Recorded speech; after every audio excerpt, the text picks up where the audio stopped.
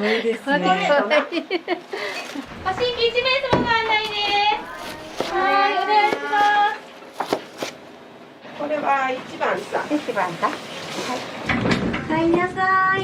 ただいま。すいません。元気そうになってよかったわ、もう。二人ですけど、大丈夫ですか？食感もプリプリ。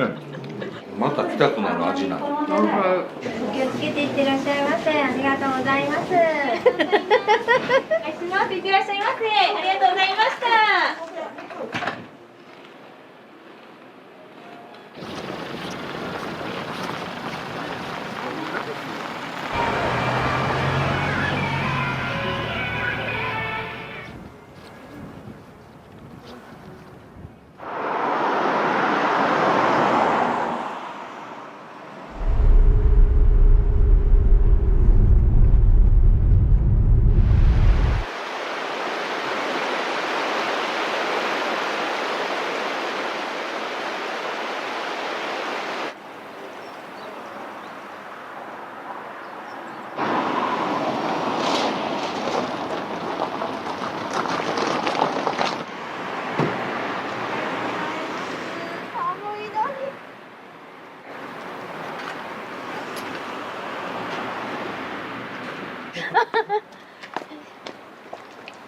ちょっと閉めていいですか？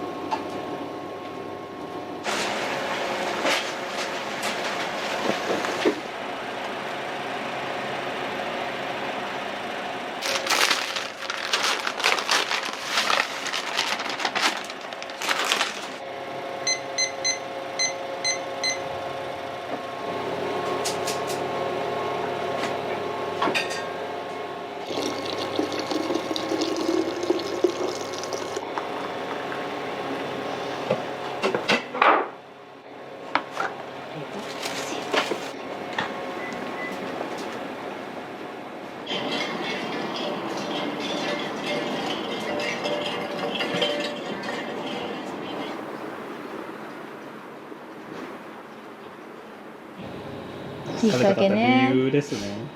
いろんなことがあるんやけども、とりあえずお店はしたかったんですよ、昔から。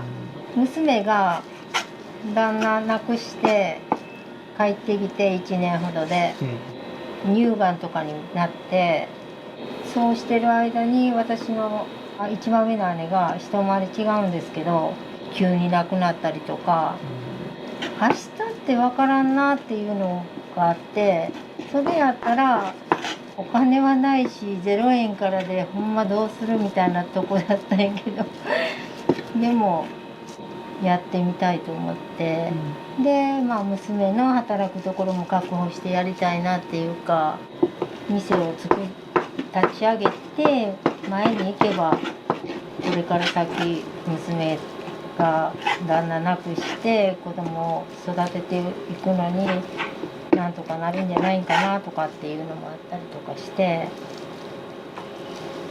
それで始めたんですけど。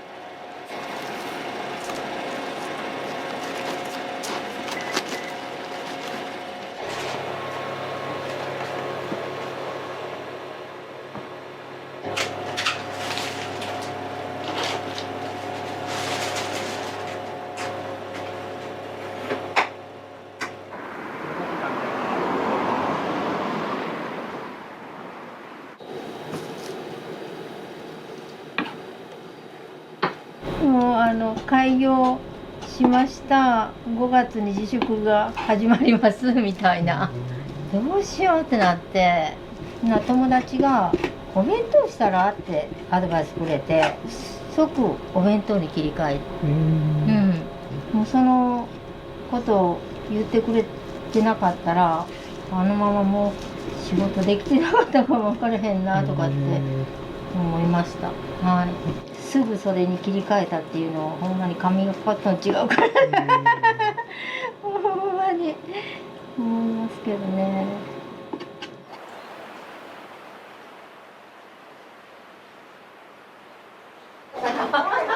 そうやろ。私も40キロぐらいでずっと出てきた。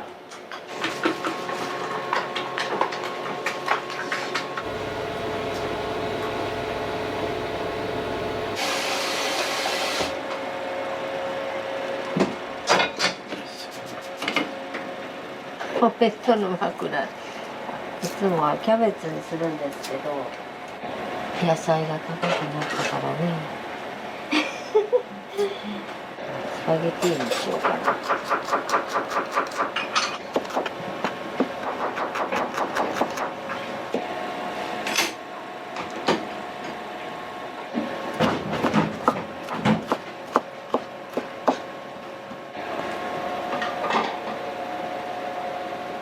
これペペロンチーノ作ろうと思ってるから、アン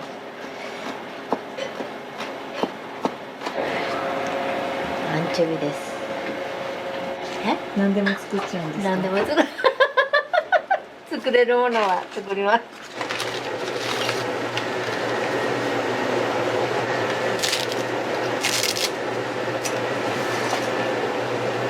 今日ね、じゃあ18個。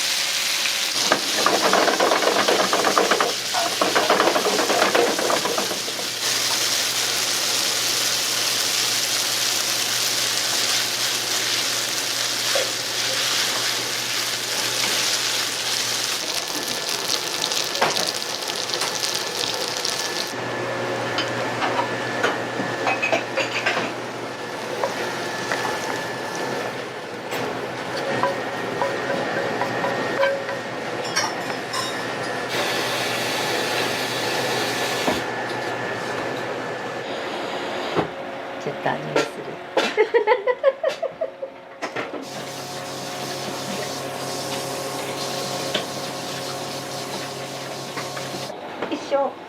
一緒。何個食べる？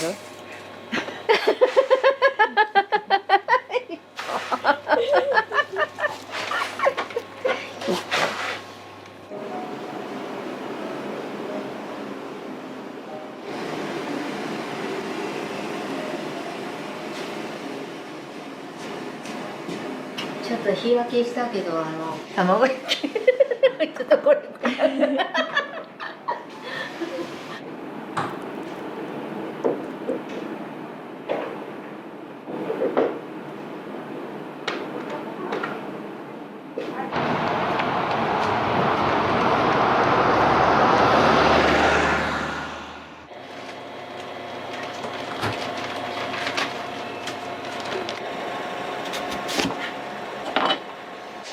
お味噌汁を作ります。具を作ります。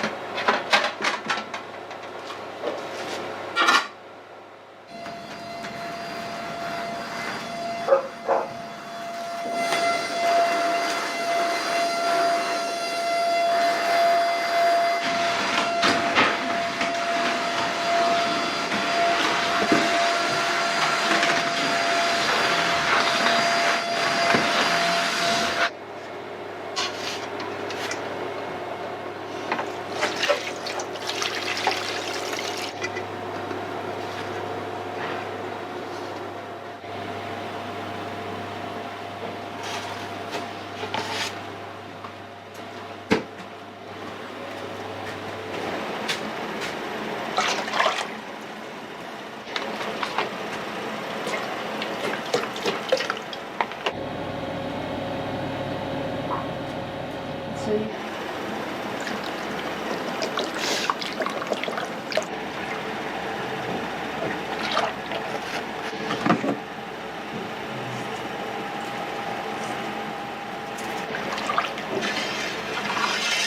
本当にもう恵んでる。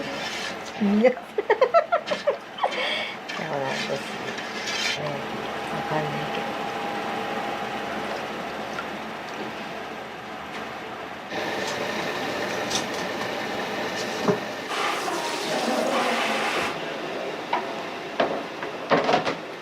あら、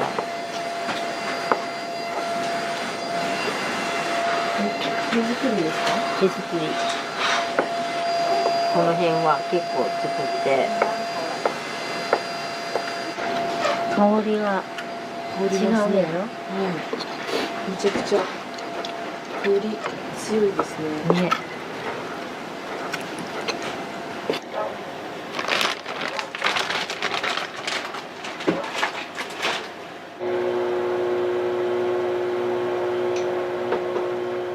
コーヒーはします。コーヒーも出されてるんですか？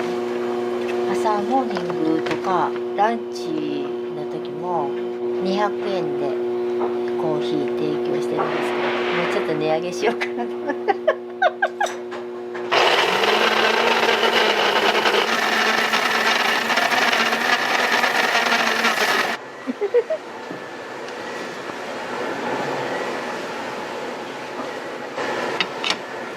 いい香りするでしょ。めちゃくちゃ香ります。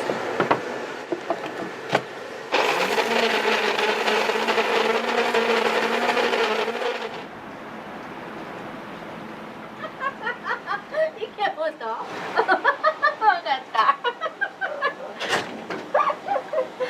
お客様ですか？そう、いつもね近所の人で9時7時まで来てコーヒー飲んでんや。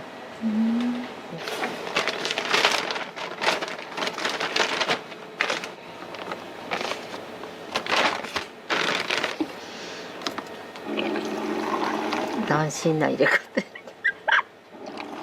本当はちゃんとこうやって入れる。って言われそう。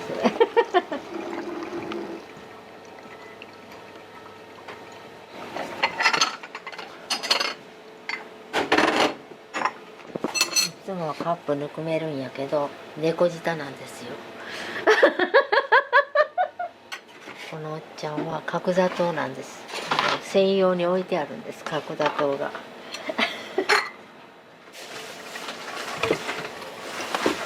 うん、わかった。すぐ作るわ。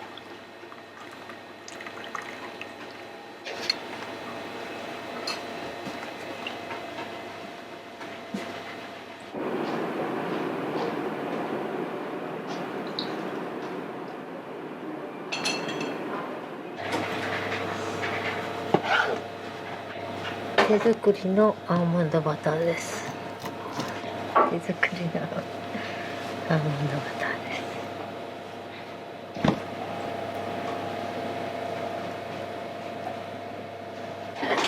多分本人はええのにと思って。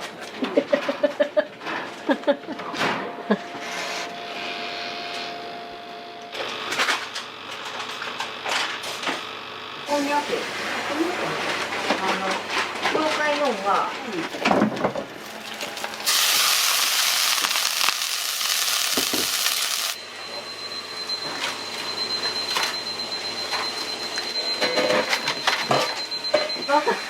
一番最後。どうやったの？なんか。あれ持ってってよ。ほんま。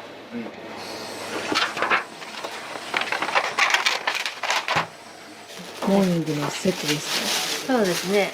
ここで出すときにはちょっともうちょっと違うもんもハムが入ったりとかっていうのもあります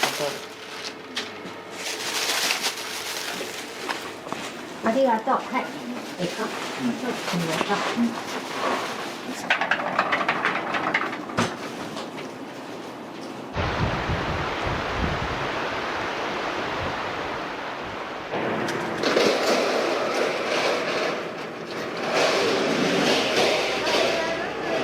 なんか違う人が来てくれてる感じ。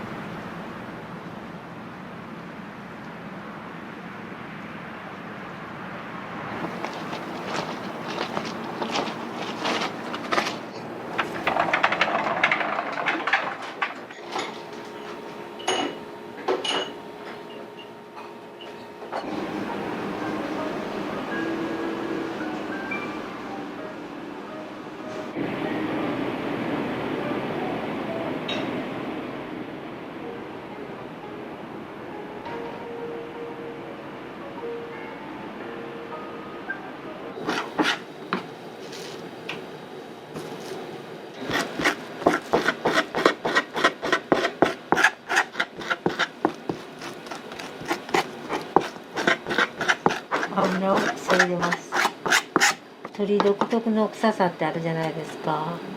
をなくすために血合いだったりとか、極力皆さんに美味しく食べていただくために。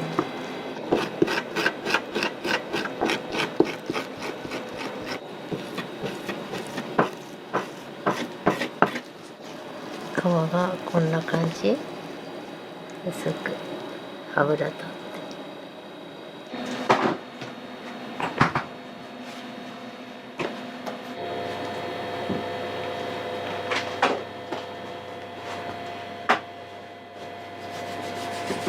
にんにくとで生姜とお醤油も、そう文鮮醤油、これじゃないとうちの味は出ないんですコーヒー冷めんまに飲んでき。お弁当用のワンネスが唐揚げと油淋鶏が入るので、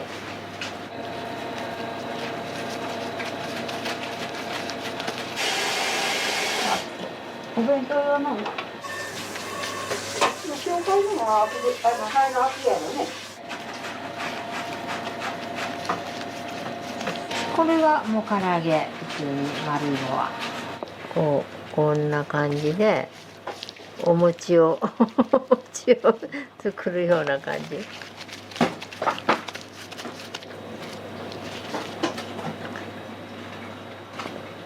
この形にしようもてしたわけじゃなくって、自然に丸なっとったんやろね。テイクアウトで来たお客さんが丸い唐揚げでボリュームがある唐揚げって聞いたんですけど言って、唐揚げが丸いっていうのが一人歩き、私らが全然そんな思ってないのに自然にどこにもない丸い唐揚げっていうのができたから。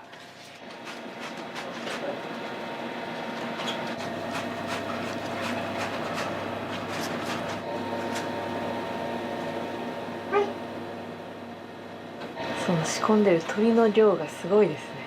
昨日これ12キロ。12キロ。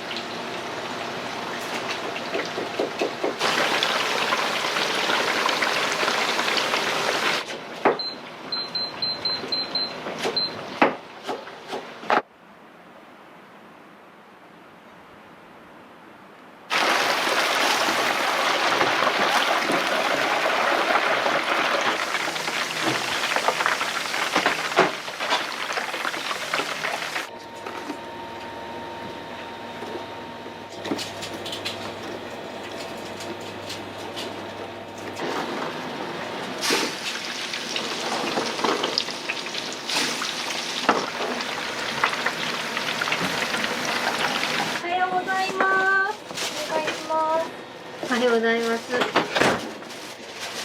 りがとう。ス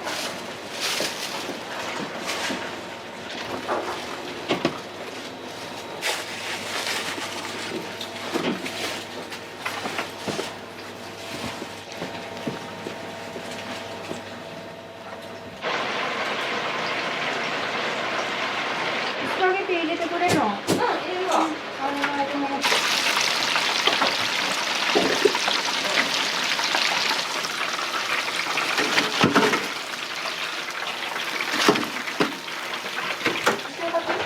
うん。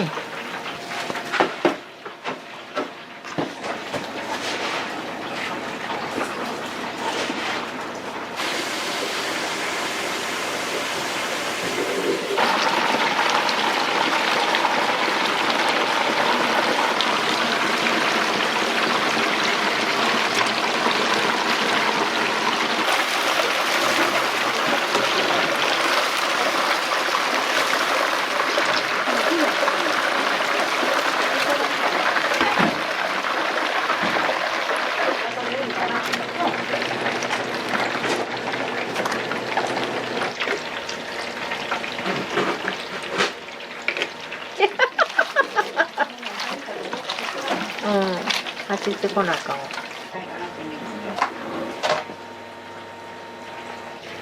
多分そうめんいっとってやと思うんやけどな。あれや、おばちゃん、このスパゲティのところに青い葉っぱ。青い葉っぱで漬物。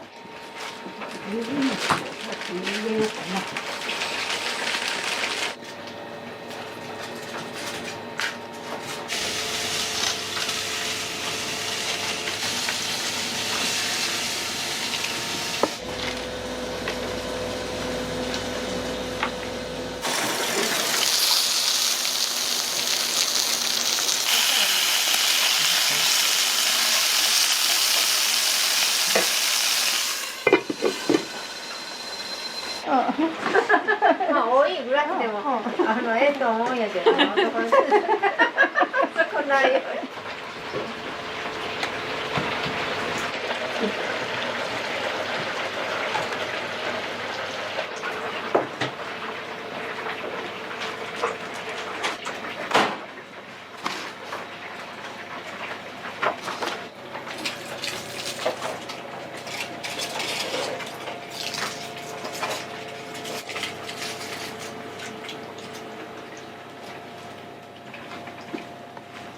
特別弁当みたいな。そうだね。そうやね。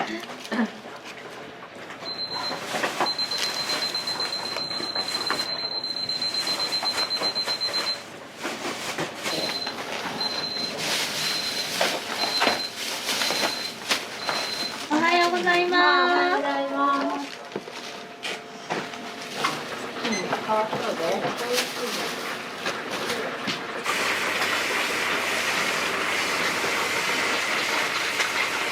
なんか買ってくるようなもんはない？アルコールか。アルコール。いやー、見てない。見ててそれ。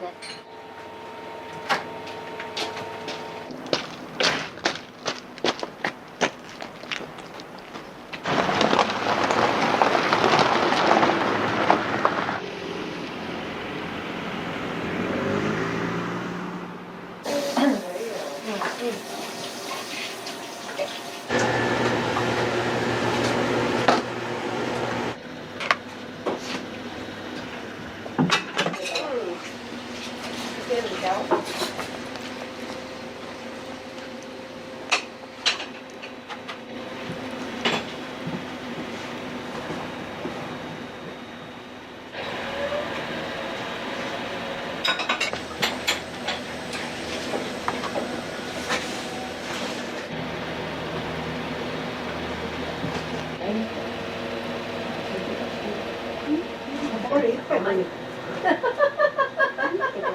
もうあれでこっち。出すわなさっきは。はい、します。はい。はい、すみません。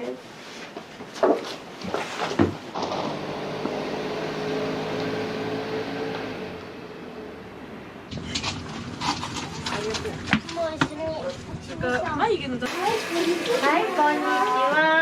おかえりなさい。こ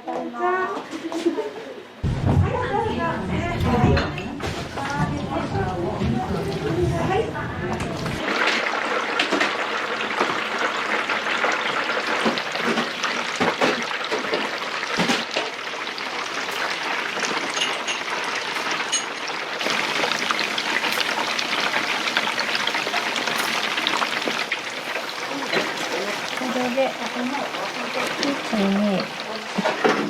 これほんなら唐揚げ弁当3つ分。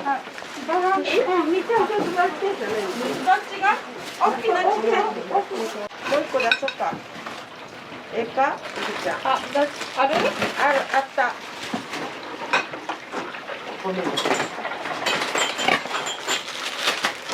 ちょっとおります。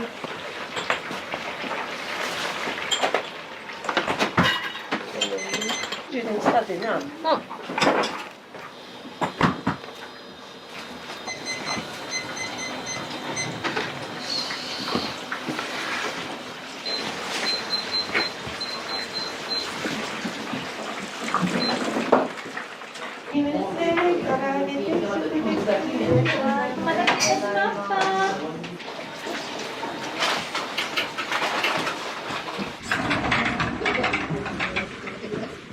こんにちは。はい、こんにちは。は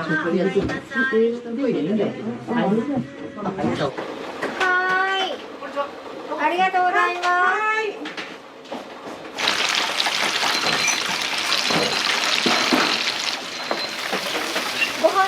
汁お願いします。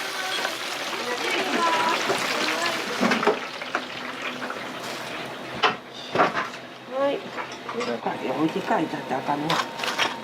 一つ置いた。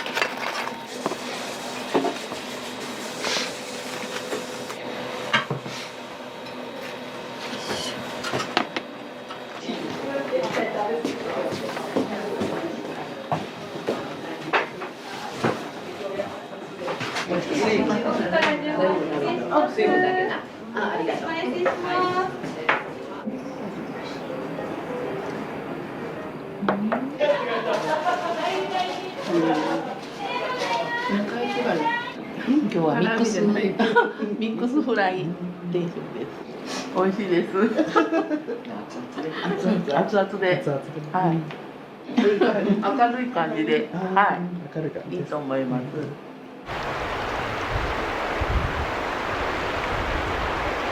お弁当に入れるやつか。もう2つしかないでな、お弁当。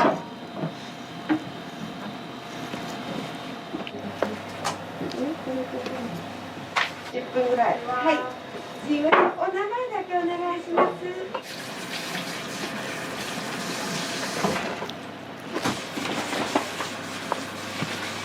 溶けても下が凍っとったりするから。どうできた？な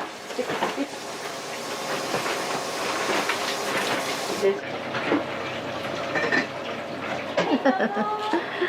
ほどな。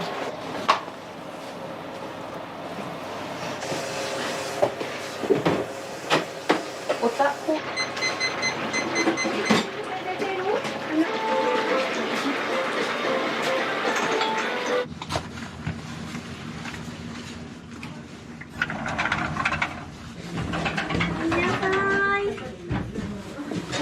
はい、どうぞ。ご新規1名様の案内です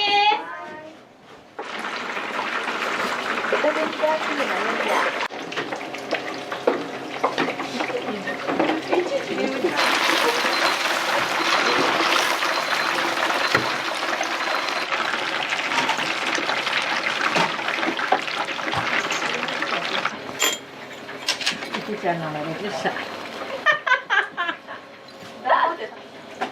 気ついとんかなみたいなのがあるわ。からっていきます。はい、お願いします。お待たせしました。は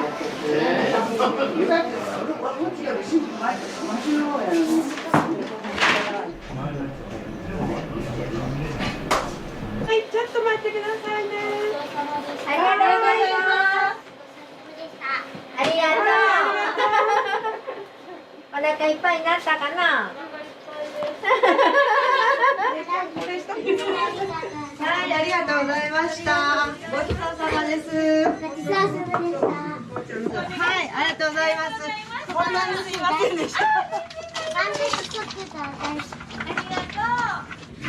嬉しい、ワンネス食堂大好きやってこと。すごいですね。ストレートで。紅茶その白いやつあるやろいくみ。これ？白いカップ。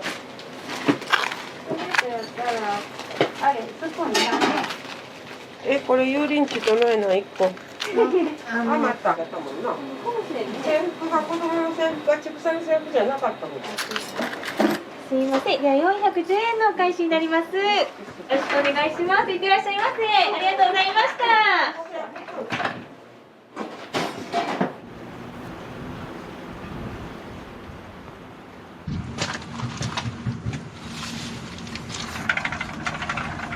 俺が来るのを待っとったんやけど。そう、待ってました。待ってました。ただいま。元気そうになってよかったわもう。すいません、ちょっと別々になっちゃって。帰りなさい。お二人様で。はい。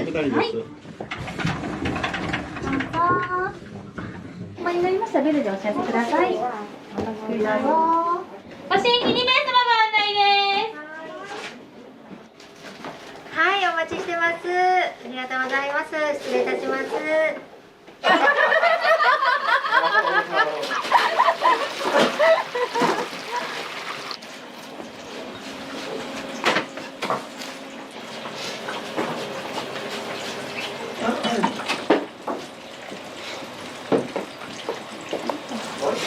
他にありますか？じゃあできたるから持っていきます。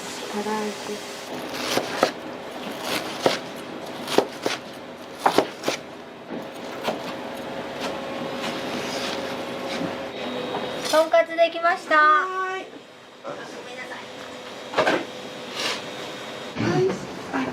名前の聞いて。ここ持ってない。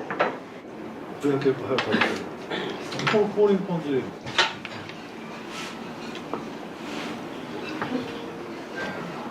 美味しい。美味しい。最高です。美味しいです。唐揚げ。1個しか知らずに。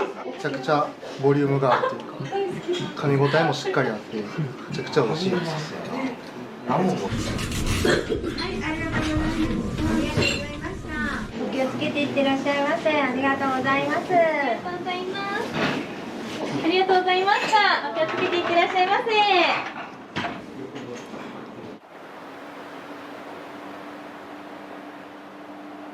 ごちそうさまでした。ありがとうございました。いただきます。ちょっと一番の下げてみてください。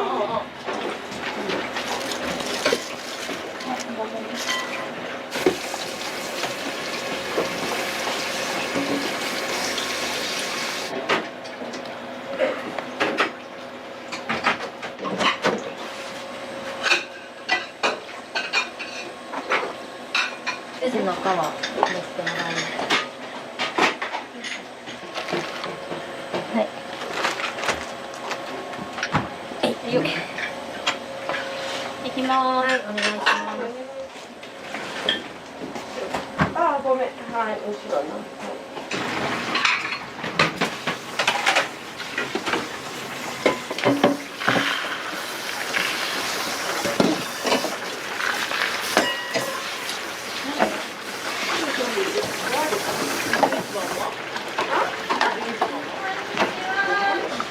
これです。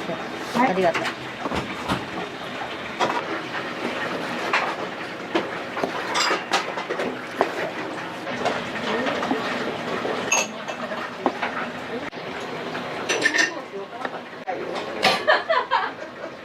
返事をしてください。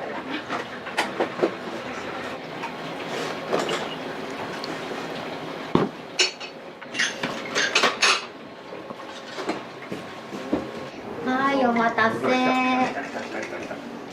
い、どうぞ。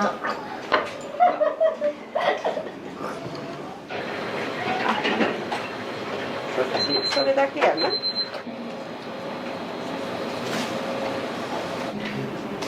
い、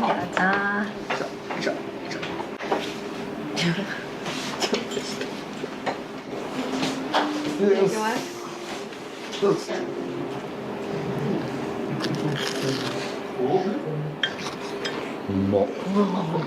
もう大好き、最高。食感もプリプリで。食べたらなくなるのは当たり前だけど、なくなっていくのは詳しくなる。めちゃくちゃ。なんかご飯が足りへんかもしれない。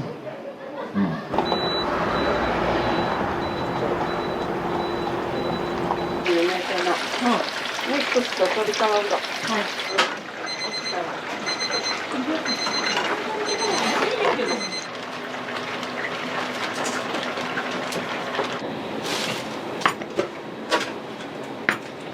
カリオルで。はい。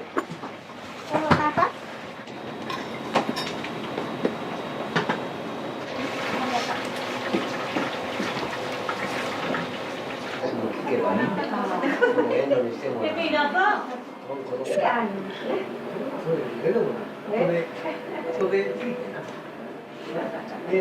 ご飯炊きましょうか。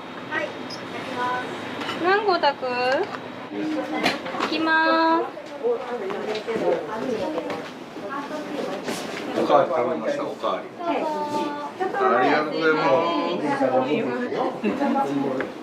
すいません。またおっしゃってください。ありがとうございます。早くはご飯はこれでやられてから移動でやる。はい、ご飯おかわり。そ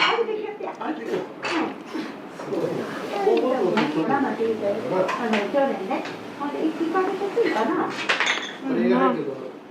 あ食べ終わった後にまた来たくなる味なの。なっていうか店来たらいつも「おかえり」っていう一言で帰ってきた感があるもんな。また行きたくなるよな。姉ちゃんも早いしいな。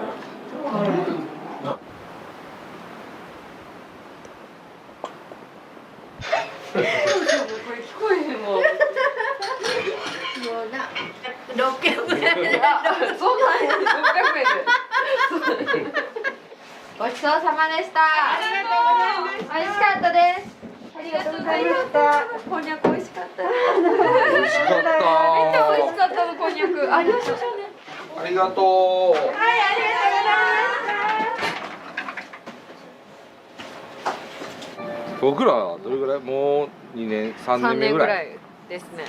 初めて来てからずーっとハマってます。ずーっとハマってます。間違いない。そうここ来ると元気もらえる。元気もらえるほんまに美味し、しいし。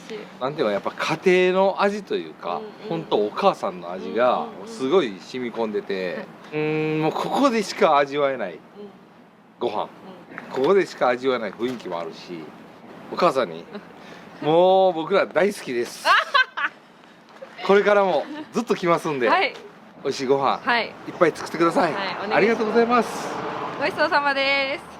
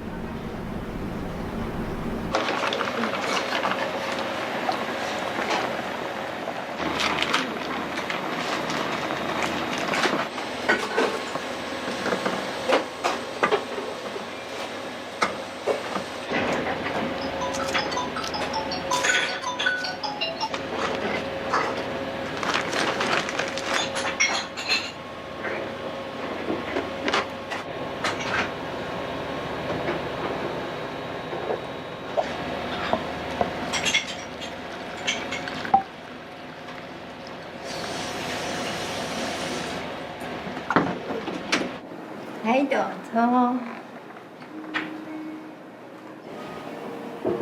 これ山菜ちゃん。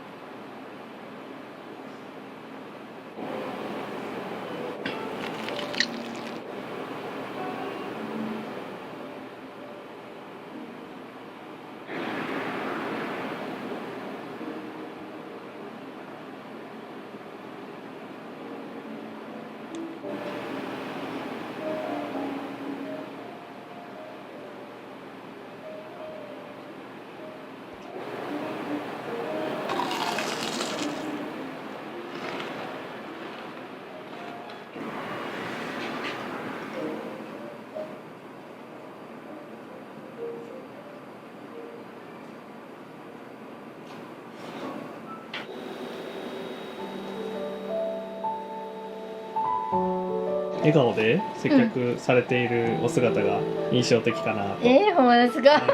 思思ってるんですけども、はい。もう笑い上手なとこだけじゃないですか。いや本当にもう昔から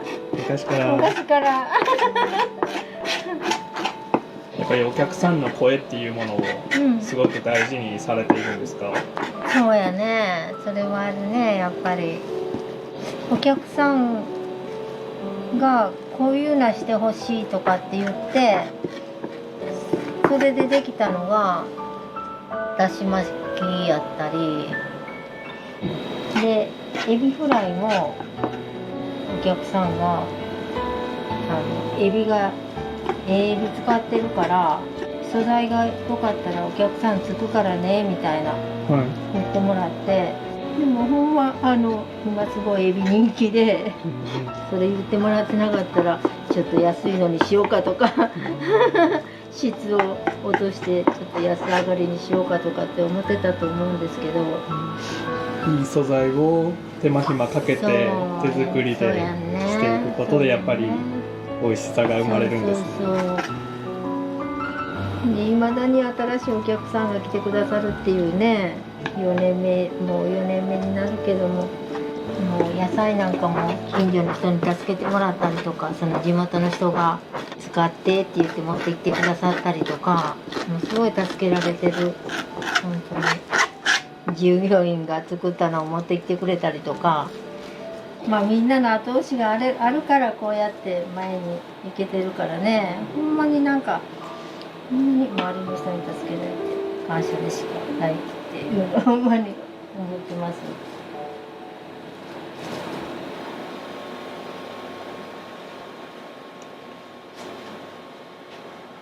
お母さんとありがとうございます。行ってきます。また帰ってきます。ありがとうございます。ありがとう。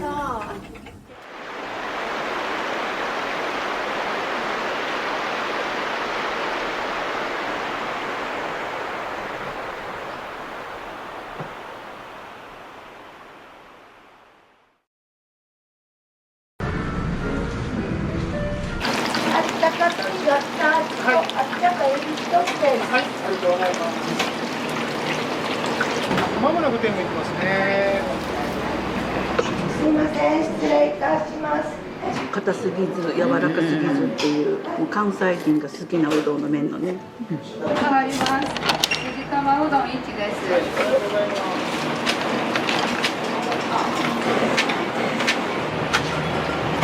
終わります。甘い感じと出汁が混ざってとても美味しかったです。はい。いいですね。あったかいね。あったか。うん。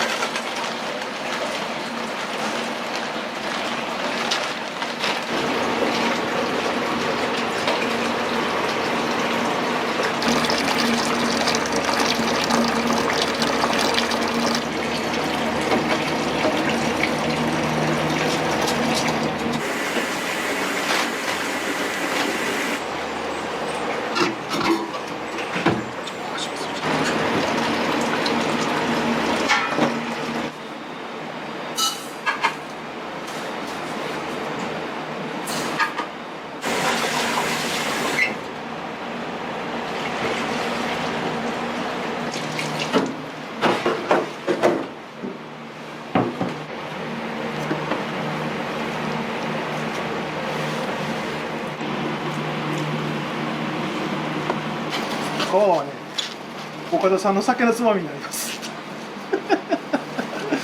置いとったって喜ぶんだね。今日来る賑やかな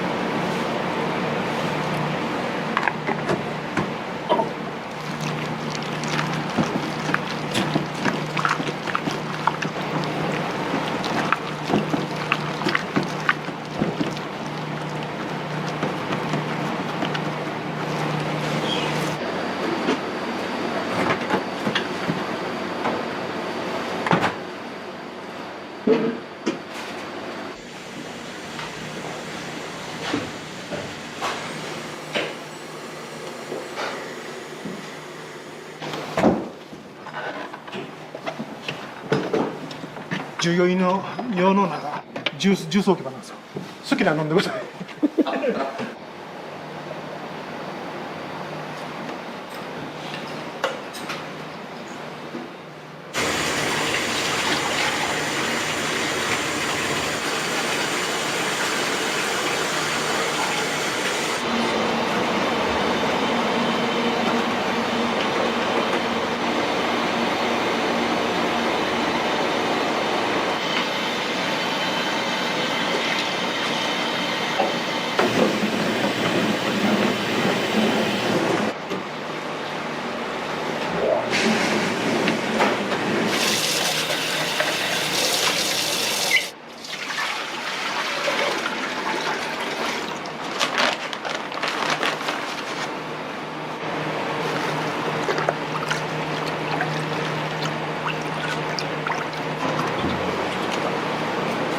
冷やしておきます。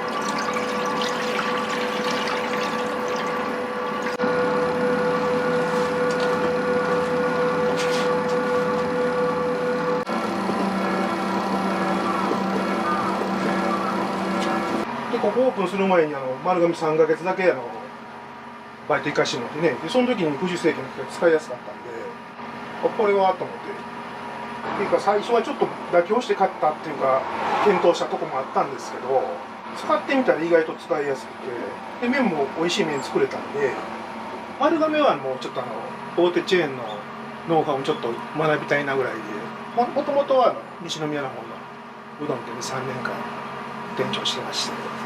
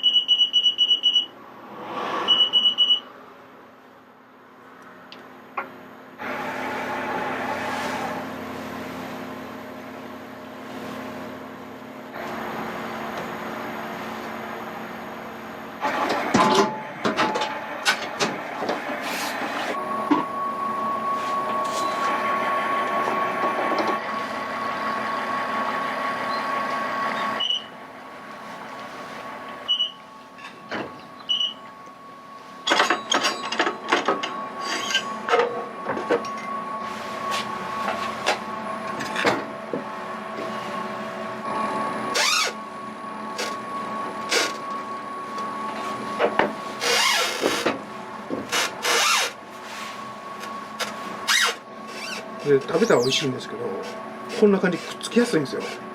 お餅みたいな感じでねちょねちょしててね、他の粉使ったらこんなに苦労しないんですけど。それでもやっぱりうん、使いたいんですか？この粉美味しいね。うどん自体は大阪讃岐なんですけどね、それからその福岡うどんの要素もちょっと取り入れながら、福岡っていうともう代表的に柔らかいね、すごい柔らかくてもちもちしてて。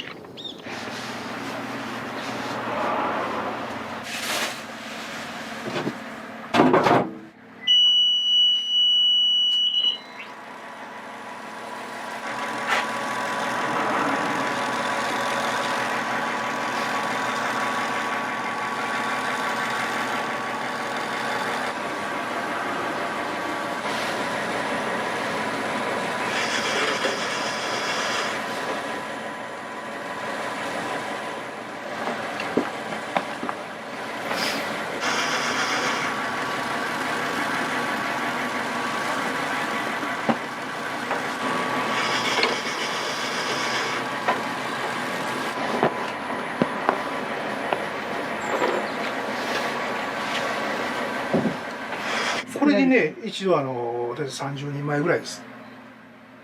はい。いろいろやっとったけど、どうしても端の短いところとかですごいロス出るんやけども、この製法であれば、ほぼほぼこんな感じで少ないです。普通だったらもっとこのもう何十倍もどうしてもロス出てしまうんですけどね。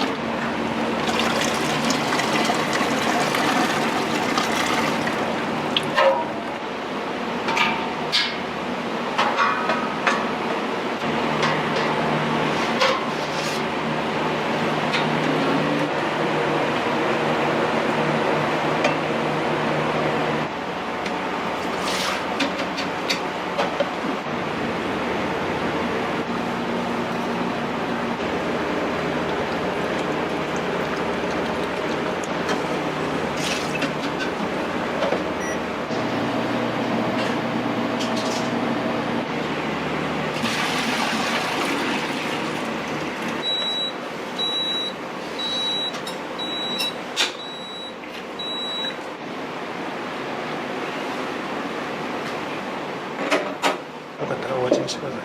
置いときますね。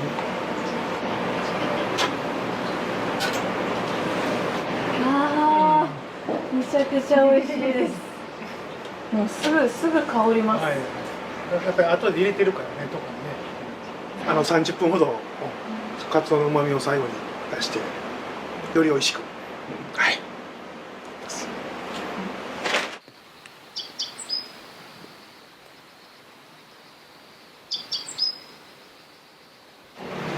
おはようございます。すいません、失礼します。うちの綺麗どころが来ましたんで。よろしくお願いします。よろしくお願いします。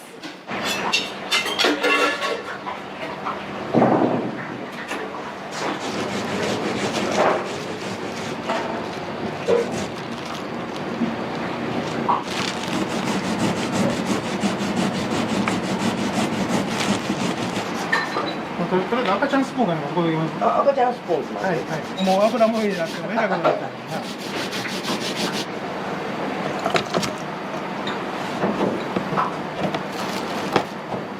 こんな残っただしと麺持って帰るとこでエンディングらしいからちゃんともうそういう話になってるから。今日私一本持ってきた。持ってきた。ああ、そうそう。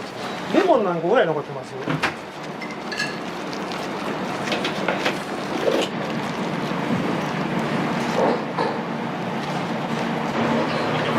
おはようございます。おはようございます。綺麗どころが来ました。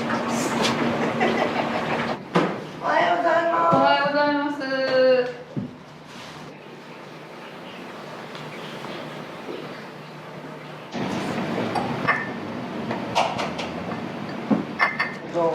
私の来月後半の日程に支障が出ますので。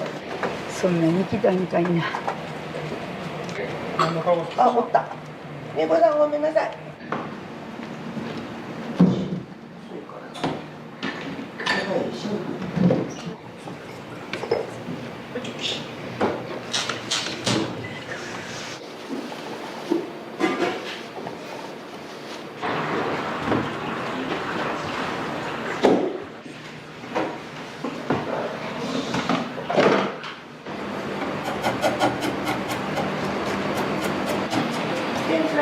天ぷらメーカーに変わるけど。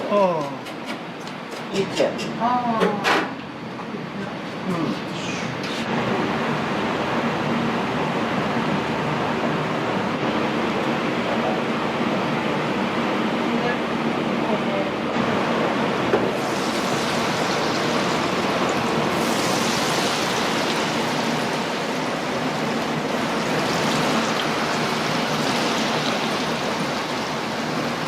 プレートをそこ置いとまな板のとこ置いといて。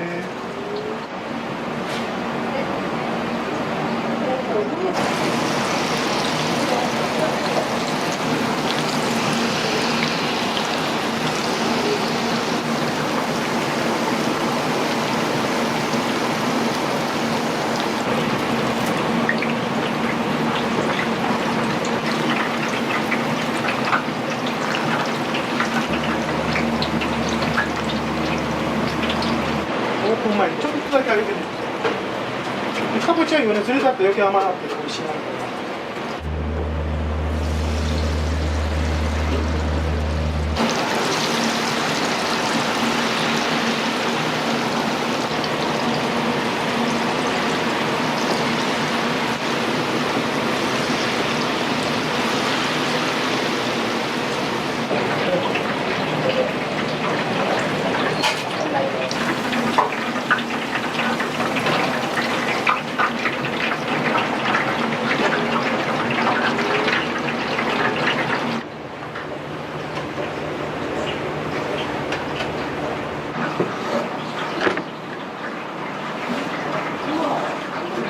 お店の満月っていうのはなんで満月って？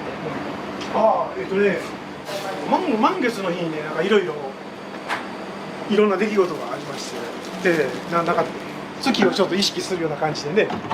で、最終的に去年父が他界したんですけども、うどん屋開業するのを見せてあげたかったんですけど、結局見せることできずで、その日亡くなった日も満月の日やったっていうちょっとロマンチックなことを語りながら。今年の4月24日満月の日にオープンしまして、でせっかくやったら満月の日にね、店名満月の日でオープンしようかなと思いまして、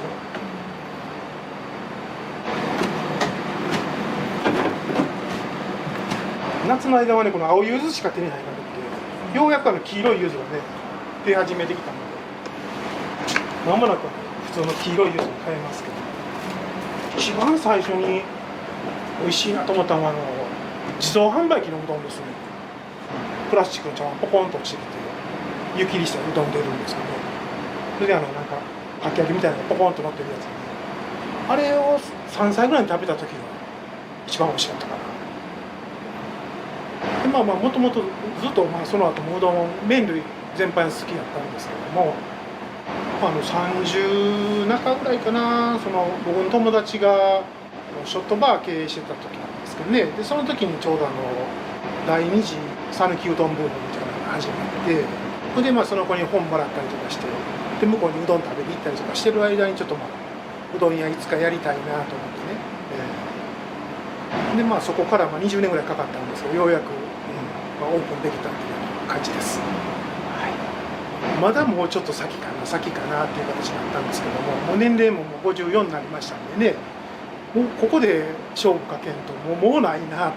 でそれでうまい具合にこの物件見つかったんで出店した具合なんですけど、そううどんの自販機これね、取ってるこんな感じでおうどん出てきました。こんなんです。ちょっと早いけどお茶もう出そうか。もう行きましょう。はいよ。はい、ご苦労様。はい、すみません。ありがとうございます。ありがとうございます。神戸の中央市場からいつもね、野菜とか肉とか卵とか運んできてくれたんです。トールちゃん。ね手振るとんちゃうか。手振るてへん。ひどいでしょ、こうやってね、年寄りいじくり倒すんです。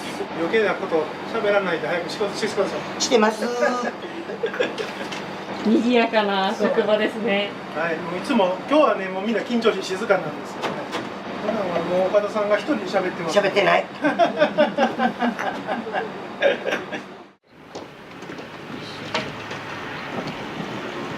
サイドいっぺんに抜いて、こっちとこっちで入れたらひっくり返さ手間いらん。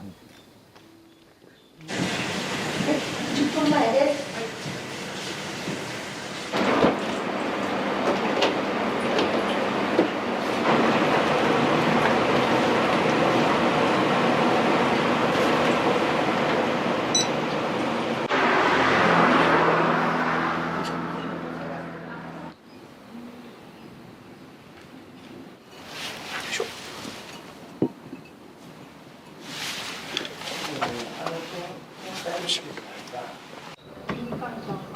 こっちからやったっけ？フリット時。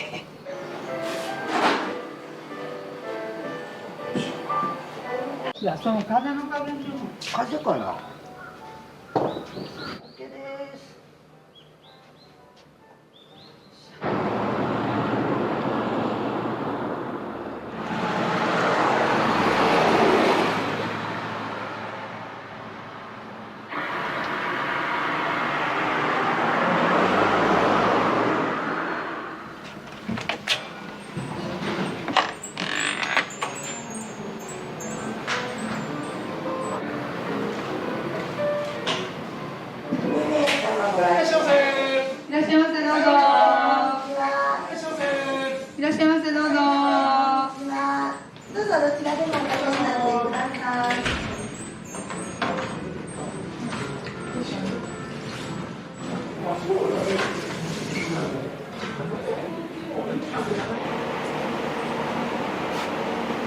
満月です。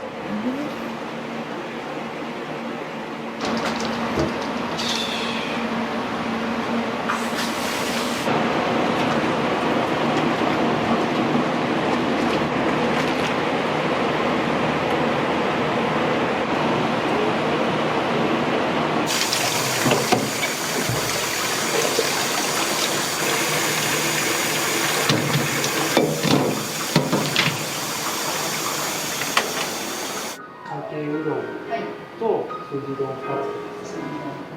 ぶっかけの冷たいのがはい、ありがとうございます。セットが2位です。はい、ありがとうございます。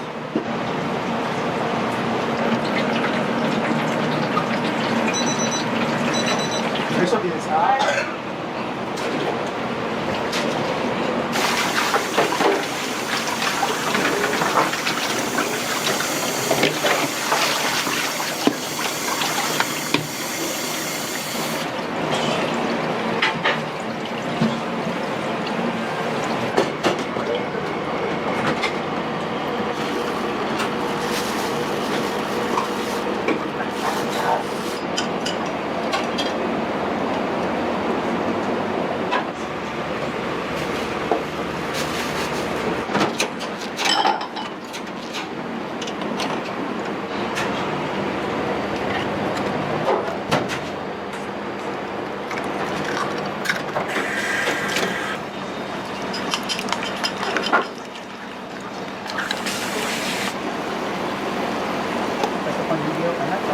さすが。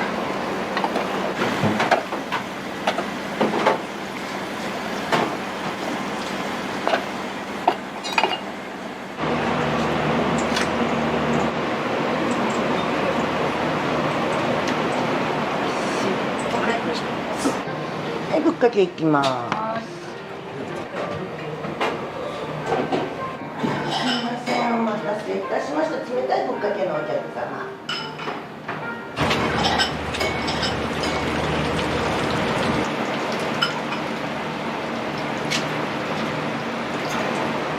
はい。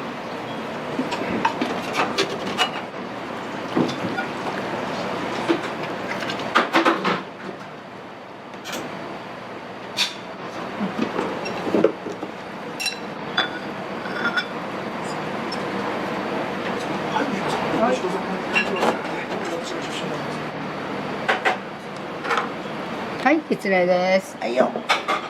いいですか。はい、どうも上がります。はい。しばし待て。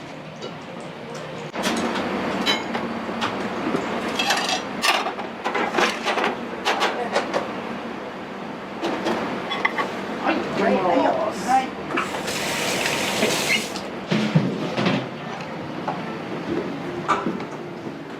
いません。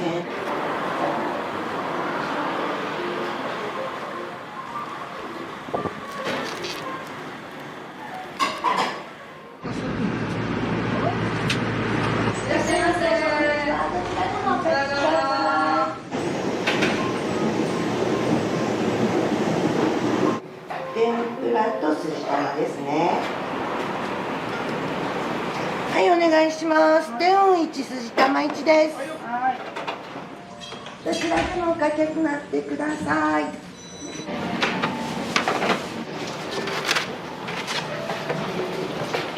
い。そうです。ちょっと膨らんでますね。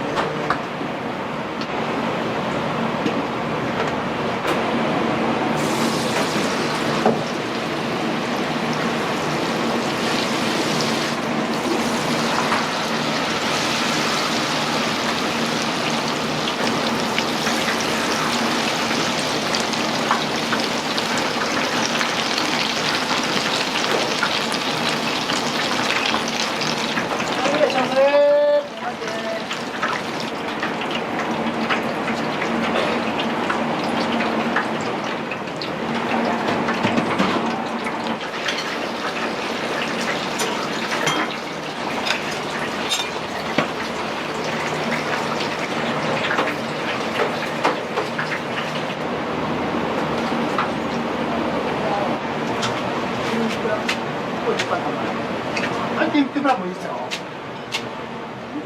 い、使ってるんで、バイバあざっす。すみません、お待たせいたしました。天ぷらうどんのお客様からです。すじ玉もうちょっとだけお待ちください。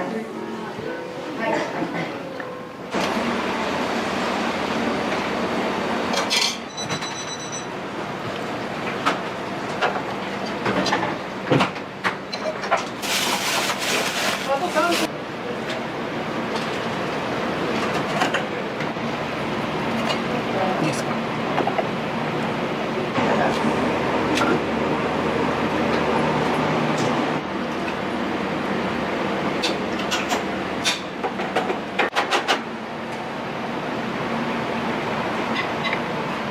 しょう。はい、お願いします。熱いの。はい、ごゆっくりどうぞ。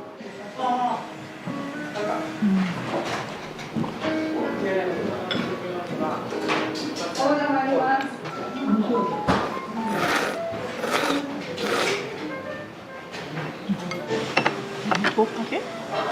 筋玉ぼっかけやったから。今日で2回目です。2回目なんですね。友達なんで、マスター。はい。そうなんですね。加古川から来たんです。加古川からいらっしゃったんですか。そうそうなんですね。まあ今日はだから取材が入るってことで。ちょっと。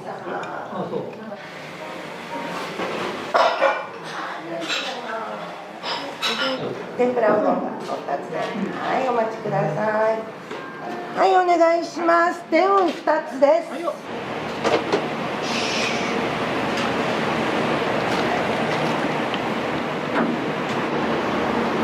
まもなく天う行きますね。ありがとうございました。よっしゃー。はい、お願いします。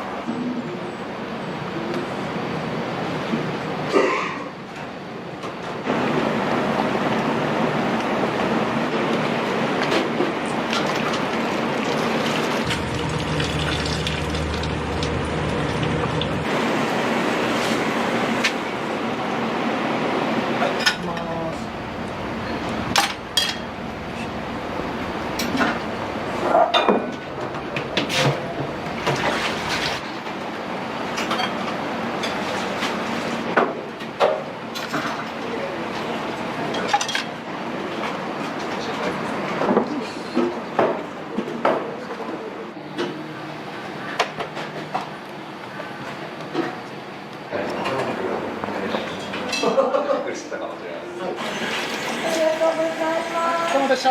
ありがとうございます。ありがとうございます。600円の価値になります。ありがとうございました。どうぞどうぞ。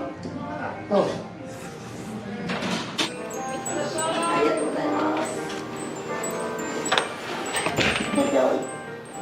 今日は2回目でしたっけ。あ、そうですね。開店してからまあちょっと落ち着いた時に1回来て、まあそれが多分夏前やったと思うんですけど、はい。でいつもやっぱ休みが週末なんで並んでるからなかなか来る機会なかったんですけどね。はい。結構軌道に乗ってるようなそんな気がします。で今日私が食べたのはなんかぼっかけがかかってるうどんだったんですけど、まあそのぼっかけのまあちょっと甘い感じと出汁がこう混ざって、はい、とても美味しかったです。はい。いいですね。なんか高校の同級生ということなんですけど、なんかどんな店主様だったんですか。まあムードメーカーですね。もうどこにでもいるちょっとスケベなムードメーカーっていうそんな感じでしたね。はい。お料理は好きやったもんね。お料理は好きやけど多趣味すぎて何するかが分かんない感じでした。そう昔から確かに家でなんか料理はしてましたけどね、自分でこうやって店開いてうどん屋するとはあの時は思ってなかったですね。はい。応援します。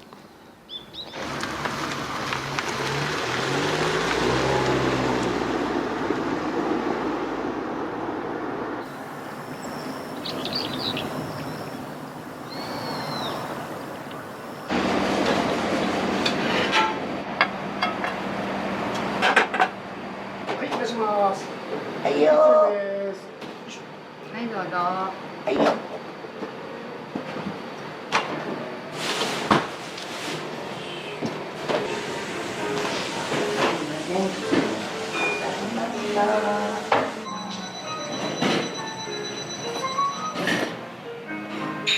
すみません、お待たせいたしました。筋玉です。どうぞごゆっくりお召し上がりください。はい、こんにちは。はい、いらっしゃいませ。いらっしゃいませ。3名様です。どうぞおかけください。エビ天ぶっかけうどんをあったかいの一つで。エビもあったかいので。はい、お待ちください。あったか鶏が2つと、あったかエビ1つです。はい、ありがとうございます。スタンバイ OK です。はい、ありがとうございます。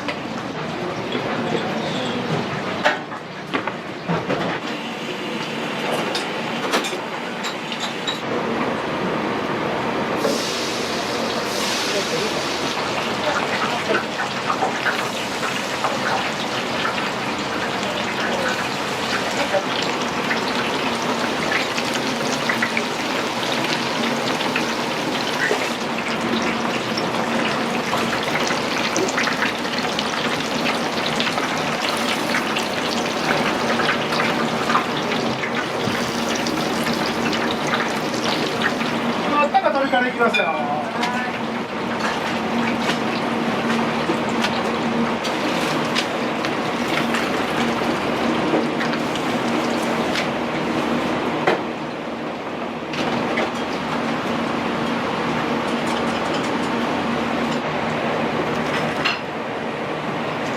はい、出します。はい。はいよ。はい。はい。ついてあったかい。しやね。いいよ。はい。めっちゃください。はい。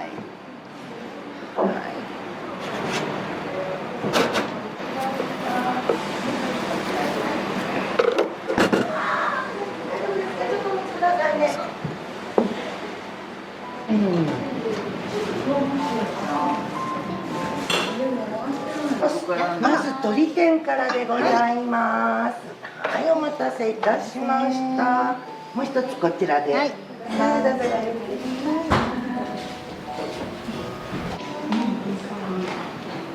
エビ天ぶっかけです。どうぞごゆっくりどうぞ。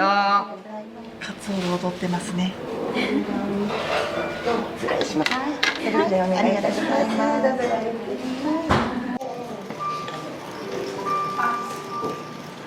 お薬味の量はすごいですね。そうなんですよ。結構ね、こういうふうに出してくれると薄くないんでね。なんかこのごまするのもね、ちゃんこ鍋のと聞いたい。なかなかこういうところないの。ごまの香りするやろね。そう、いい香りがしてね、美味しいですよ。レモンも絞ってる。レモンも絞る。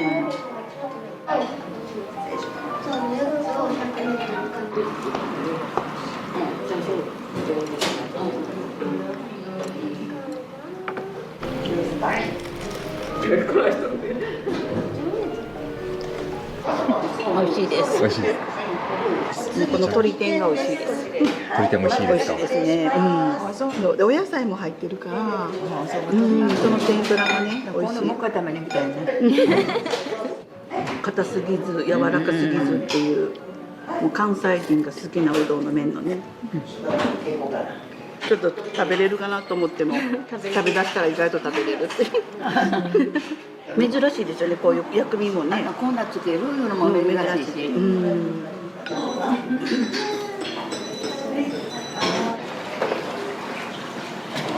失礼いたします。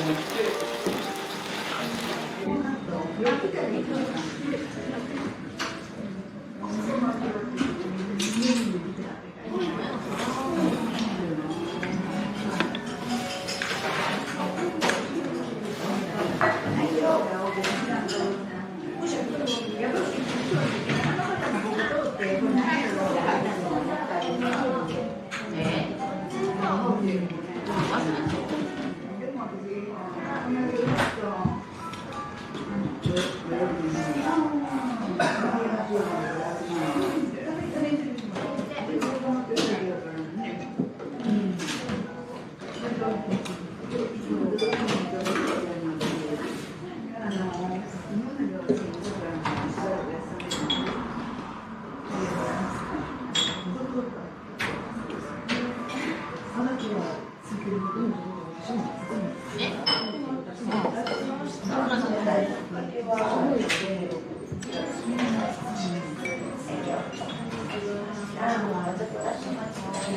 にちは、いらっしゃいませ。姫様、どうぞおかけになってください。は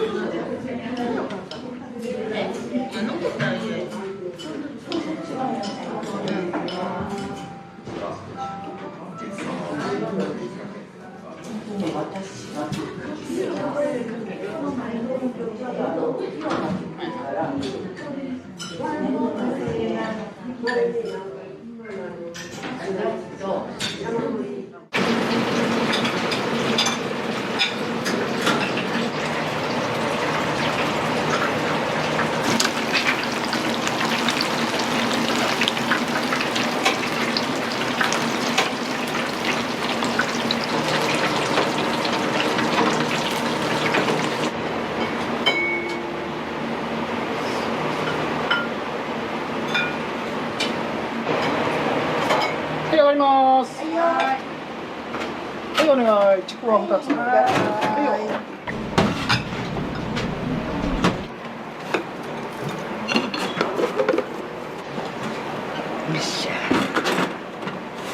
うい、どうぞ。メインお客さんセット上がってもちゃうか。すみません、失礼いたします。ちくわ天のあったかいのからです。すみません、失礼いたします。ありがとういった。はい、おめでとう。美味しそうな。美味しそうな。誰も言うとくに。上手になった。上手になった。もう店長のおかげでございます。はい。あったかくください。はい。はいよ。もう若そうか。そうですね。はい。失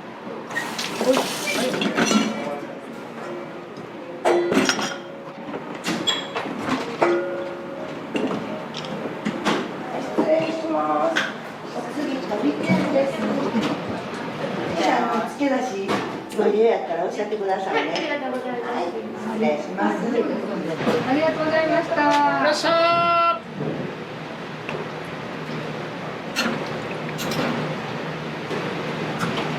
お気に。ありがとうございました。ありがとうございます。またお待ちしてます。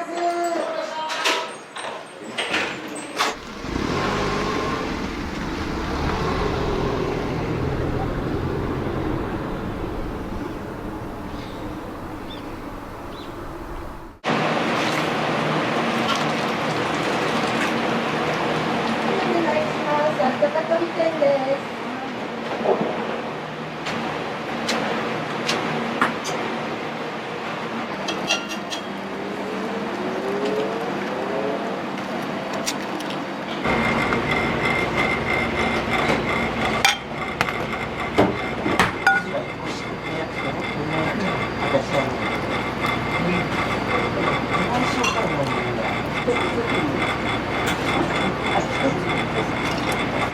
わかりました。あ、じゃあ薬味お願いします。失礼いたします。月見うどんです。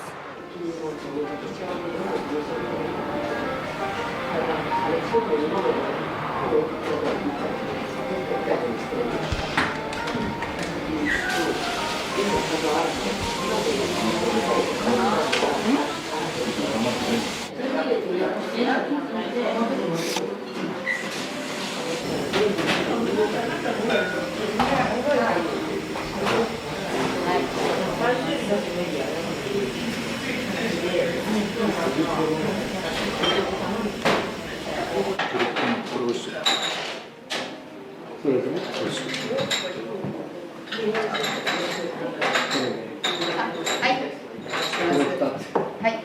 鳥天。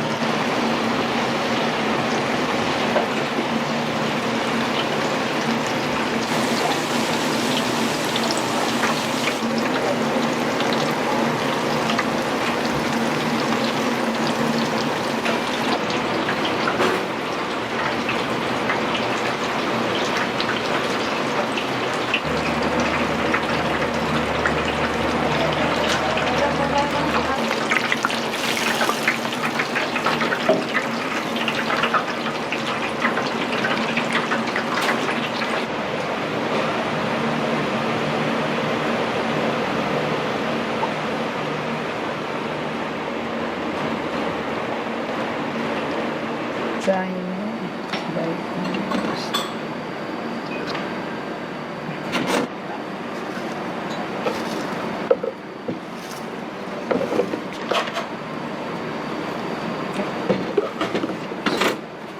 あったかやね。あったか。うん。はいよ。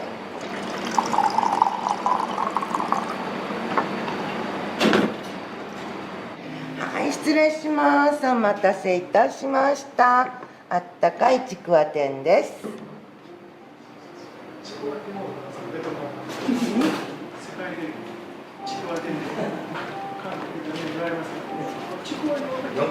いえ、やります。じゃあ、ごちそうさまです。ありがとうございます。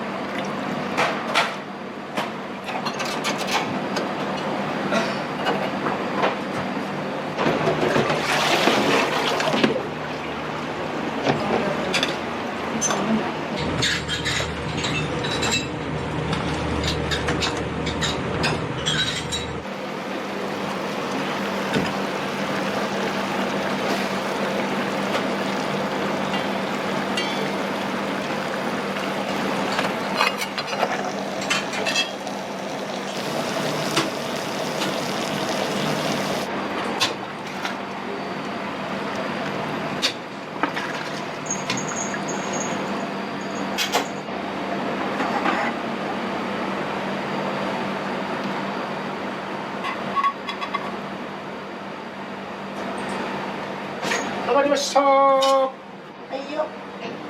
結んでくださいね。はい、結びます。プロの技術を結びます。はい。失礼します。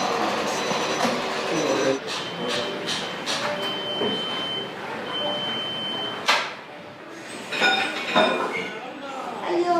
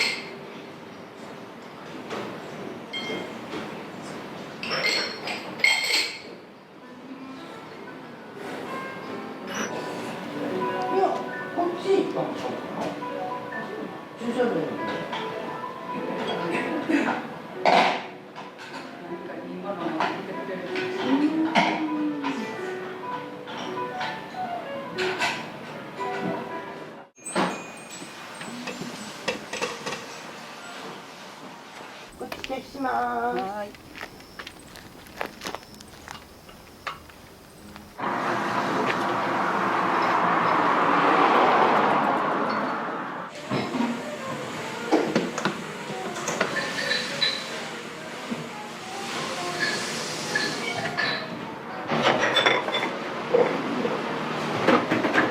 お世話になっている会員さんが、申請等で。で、頑張れ。明日と明後日ともうお休みでしょ。ここ。だから私が持って帰る。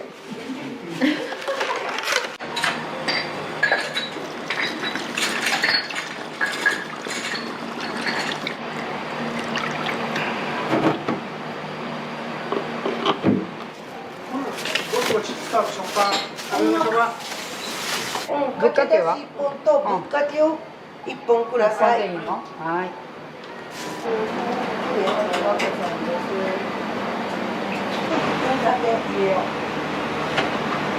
目の長い。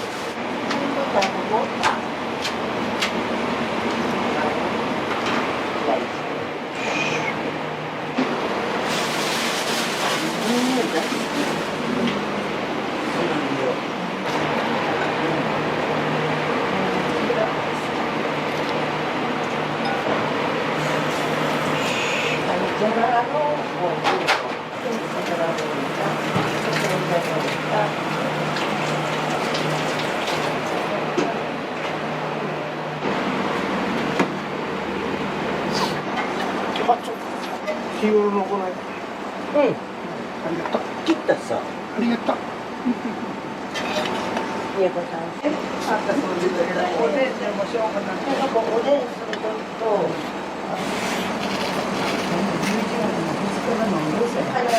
パスカルの横丁で。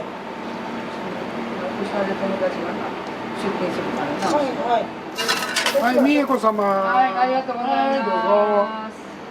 じゃあこれからちょっと2個。お家やったら正規の先生が2タッと洗うねん。はいはいはい、手術。はいはい。青物ね、入れた。まかないで3時までね、お腹ペコペコで頑張ってくれたからね。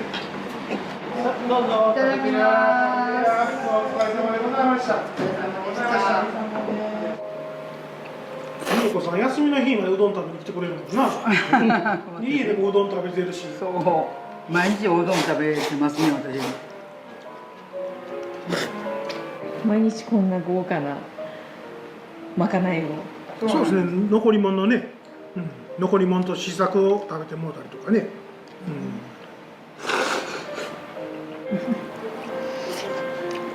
楽しい職場です。すべてパートの人間やけどね、働いている人をすごく大事に。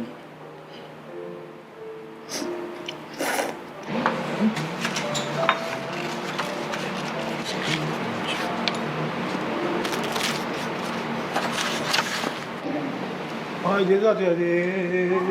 出た。ありがとうございます。疲れた時甘いのがね。お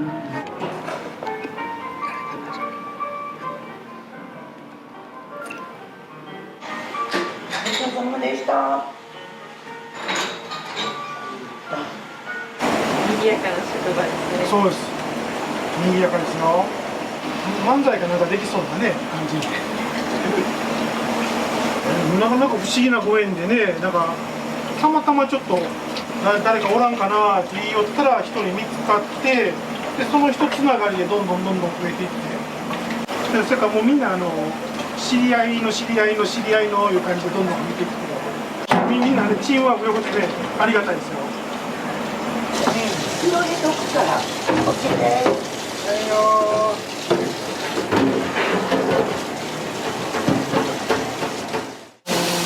何十年、20年も、期間があったけど、うどんにたどり着いたというか、うどんを諦めなかった。なんなんでしょうね。だから、料理自体はすごい好きやったんですよ、ちっちゃい時から。だけどその中でも何なんでしょうね。だけどうどんに何か魅力を感じたんでしょうね。うどんに呪われた。うどんに呪われたりとか。お米ことは。うどんのお化けが。そこまで。あ、売ってきた。売ってきたで。お疲れ様。いいよね。よろしく。はい、お願いします。よろしく。ありがとうございました。お疲れ様でした。ありがとうございます。ありがとうございます。まさきです。はい、聞いてるね。はい、ありがとうございます。ありがとう。気が利く女になってきて。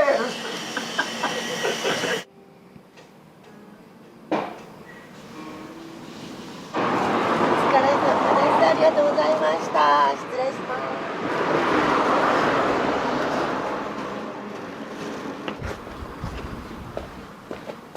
ちゃうね、ちゃうね。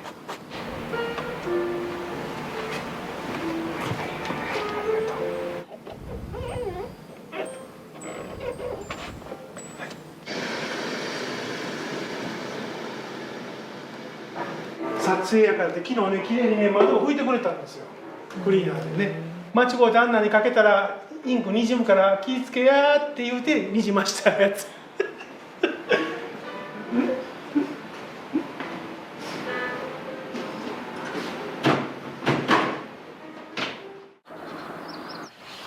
よし頑張るぞ。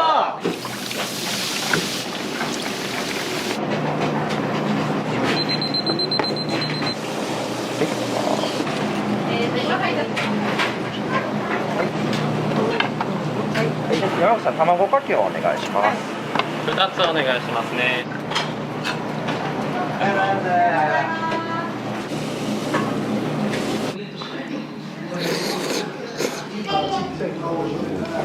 うん、美味しい。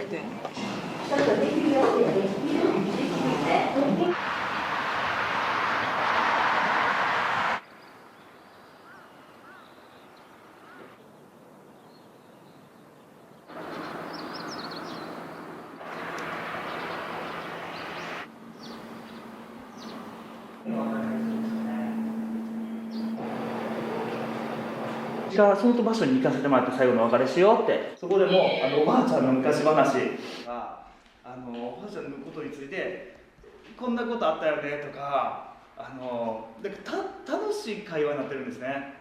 修行してやったのはお前が初めてやって、お前が一番弟子やって言ってくれたんですよ。3月10日にお亡くなりになられました。おばあちゃんはたくさんの教えを僕にくれました。幸せならうどん屋さんの作り方いっぱい教えてくれました。どんなうどんって、美味しくて楽しくて笑顔になれる、幸せ感じる、そんなうどんです。あ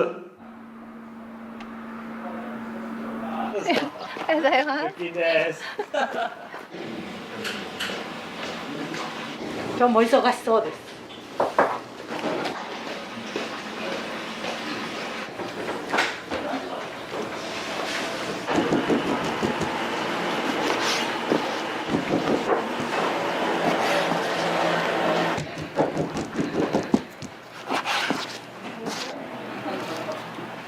鶏天です。大体どのくらいの鶏肉仕込むんですか12キロぐらい。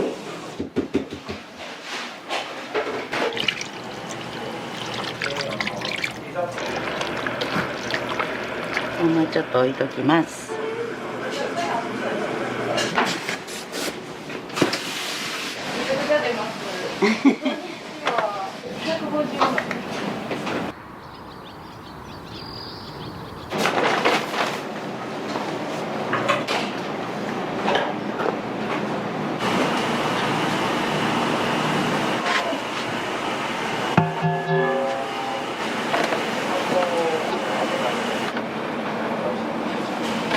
今日は2回練りますね。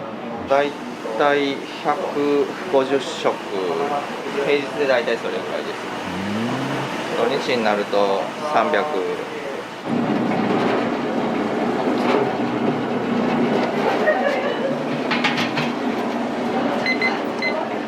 粉はブレンドですね。2種類をブレンドさせてもらってます。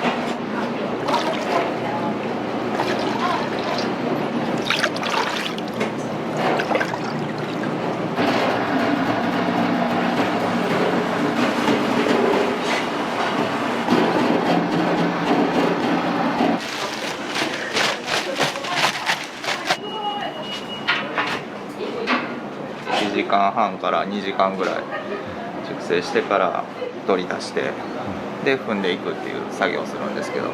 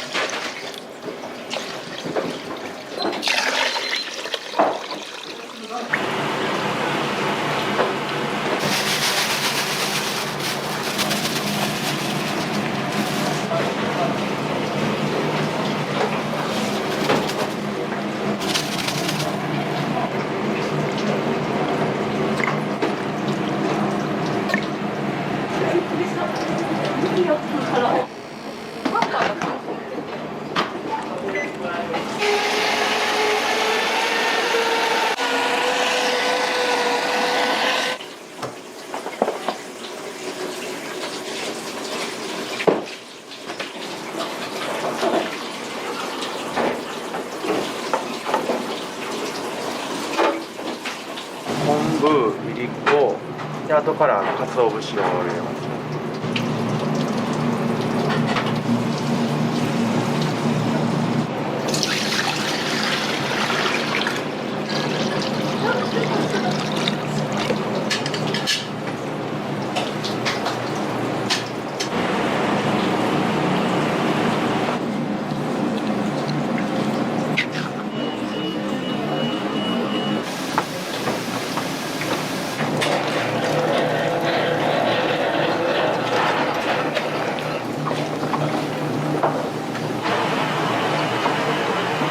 これはうどんかりんとうになります。きび砂糖をまぶして結構名物です。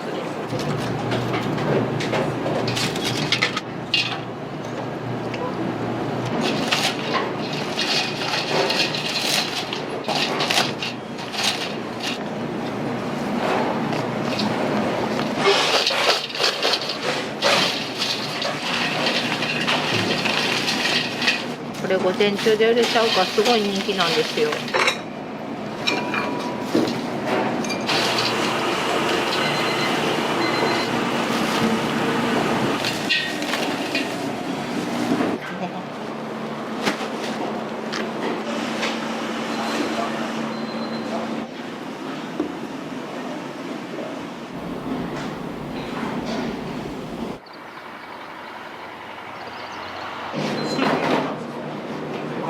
今日は煮卵、とろろぶっかけに大エビ天ぷらにかやくご飯です。大人気です。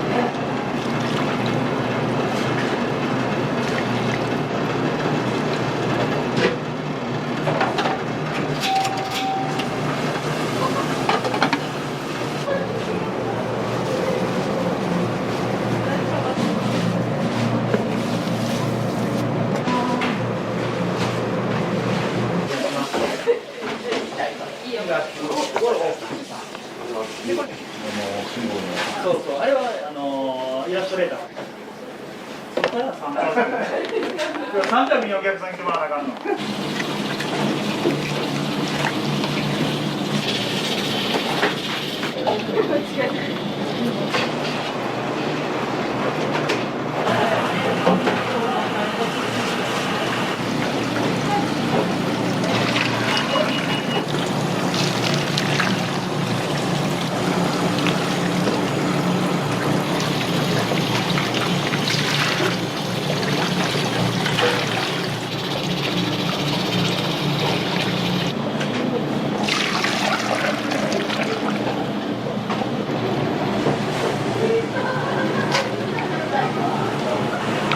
これがかけだしです。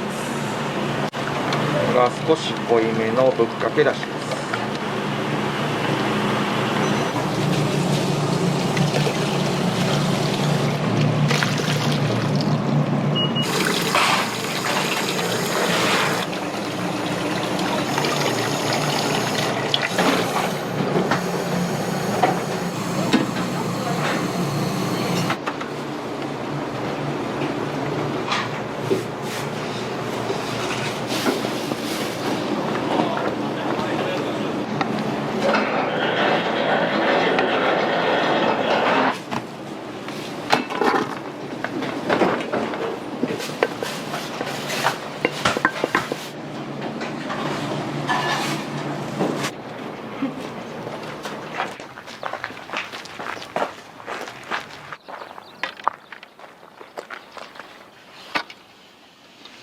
うどんの美味しさの秘密は何ですかっておばあちゃんに聞いた時に、うどんの美味しさの秘密はな、楽しく作って楽しく食べる雰囲気やって言うんですね。これもおばあちゃんの一つの教えで、それを本当に人に伝えたいっていうことで、うどん修行体験っていうのをやってます。もう今160回ぐらい行ってるんですね。まず2000人から3000人ぐらいの人が僕のお弟子さんになったっていうのがあるんですね。でそんな人たちにもね、見てもらえるような、見てもらいたいなと思ったり、また思い出してもらえるようなことになればなと思ってます。その人たちにも届くといいなって思ってますね。はい。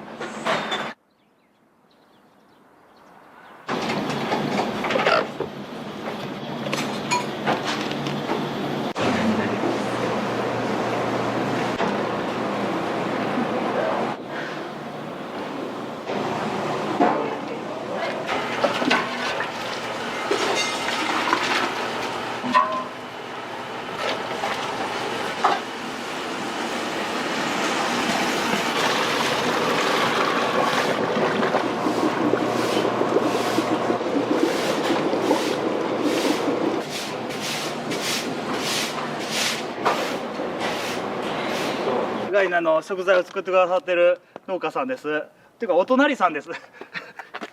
つきたてやね。そうですそうです。取れたての分け木もらいました。そうですか。取れたて。自然薯、これもガイナで置くために作ってくださってます。地元の畑で採れた自然薯です。またよかったら美味しいです。おはようございます。おはようございます。ポカポと1個11やな。1。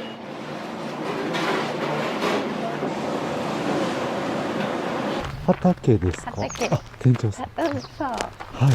勝手に J ファームとかって名付けて、で先を米持ってきてくれた人が師匠で教わってるんです。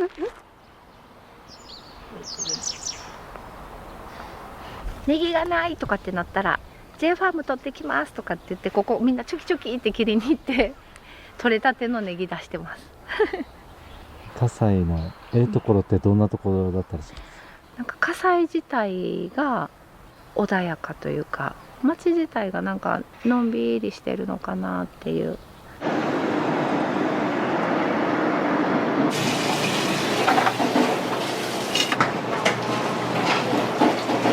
ただいまから朝礼を始めます。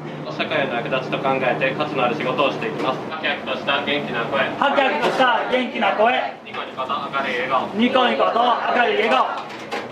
頑張っていきたいと思います。よろしくお願いします。はい。よし、頑張るぞ。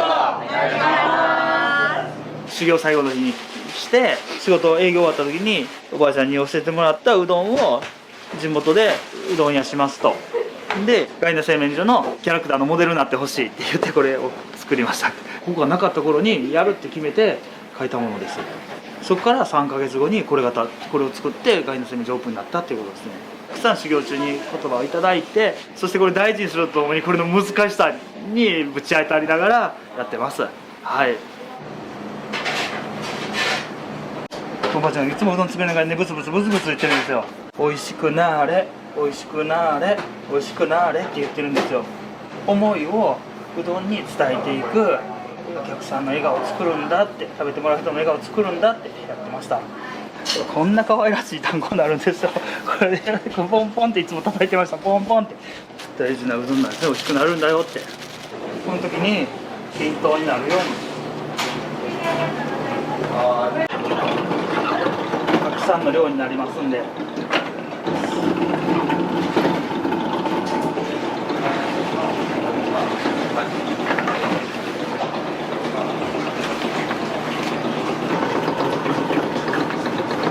整え登場。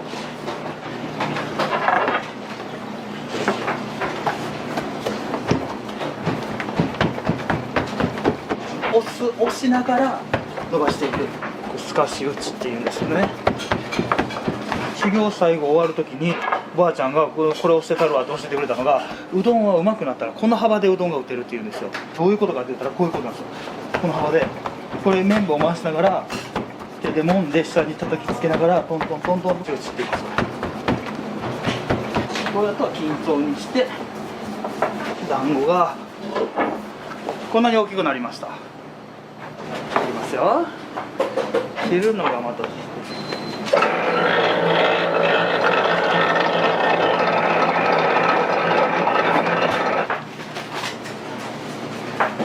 重みをかけすぎず粉を一本一本にまぶす、愛しい人の髪を溶かすような、そんな風です。うどんをさばくっていうんですけど、さばいて一本一本に粉つけてこんな感じで奥スッとスッと手触り歯触り力加減、これはなかなか出されへん。まあ、よく沸いたところにやっぱ入れる。うどんはこうほぐしながらパラパラパラほぐす。人と人とはくっついてもいいけど、うどんはくっついちゃいかんで泳がせる。そして麺はゆらゆら踊るように磨きます。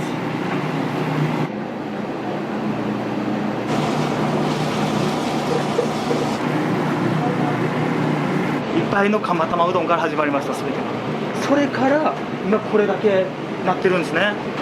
いっぱいいろんなことをもうできひんかったけども、今こうやってメニューも増えてやれることも増えて、やりながら学びました。うどんをね、目で見て匂いで感じてみる。で一番のいい状態っていうのが出てくる。もう少しあと30秒だよって、表面がふわっとしてきたら釜玉の時間だからねって言ってます。10年付き合ってきたら聞こえてきだしました。これがね、50年やり続けるとどうなんねんって話じゃないですか。何が次見えてくんねん、聞こえてくんねん、話しかけてくんねんっていう話じゃないですか。それが楽しみなんですよ。程よく芯を残した状態を見極める。そして丼に入れる丼にすくい上げる。一番いい状態ですくい上げる。そしてこのうどんの美味しさを感動して、僕はこれを地元から広げたいと思ってうどん屋になることを決めました。これで笑顔になる人、幸せになる人を作るんだって決めました。お湯切ります。釜から揚げたてを丼にそのまま入れるものを釜揚げと言います。一本一本が色合い、箸の触り心地、全てを吟味して、ここに今着丼、卵にちょうどいい具合の熱を通したい。半分割りますね。そしてここに流し込む、とろんと流し込む。そして程よく表面に熱を加える。そしてネギをのせる。ネギ、ここから始まった意外なうどん屋ストーリー、釜玉です。一杯の釜玉から始まりました。これをお届けします。どうぞ。ここにですね、釜玉のだしを入れます。2、3周これぐらい混ぜる、ね、そこにねよくね醤油がたまるんですよ。とここにですね、お好みで生姜混ぜて食べてください。どうぞ。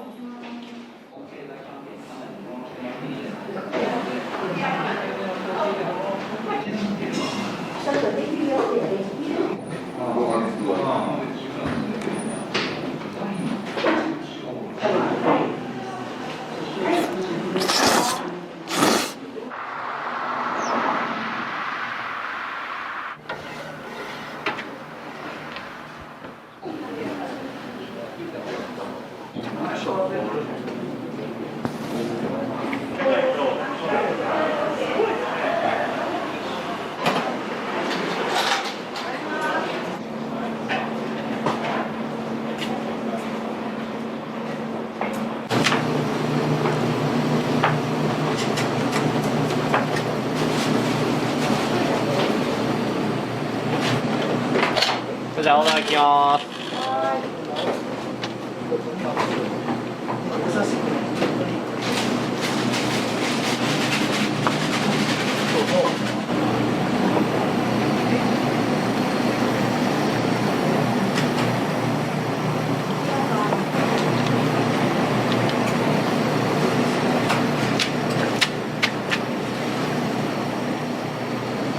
釜玉ぶっかけ大丈夫。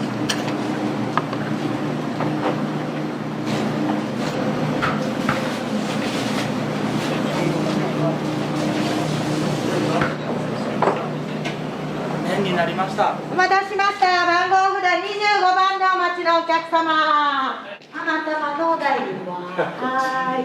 かけのお代理です。よかったら入り口のところに生姜と天かすあるんでトッピングしてください。ごゆっくりどうぞ。よく来られます？週に2回ぐらいか。多かったの3回やな。これはうまいわ、ほんまに美味しい。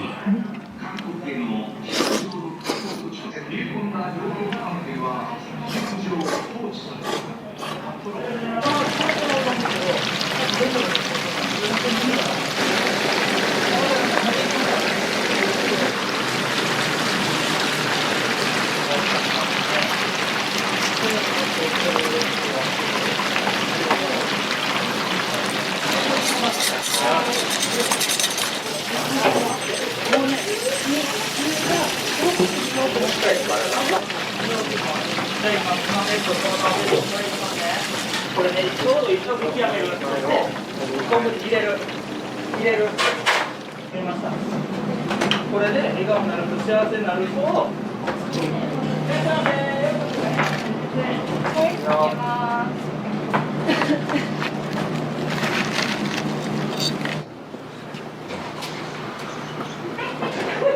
お肉が2つと鶏天1つです。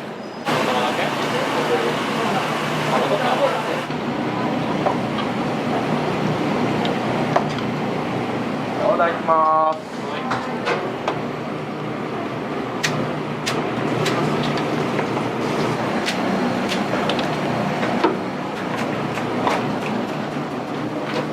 生鶏天3つにしますね。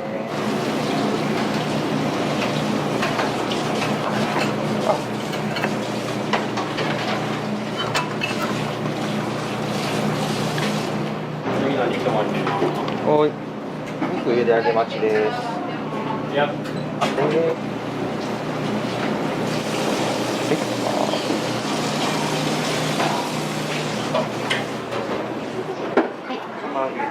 ございます。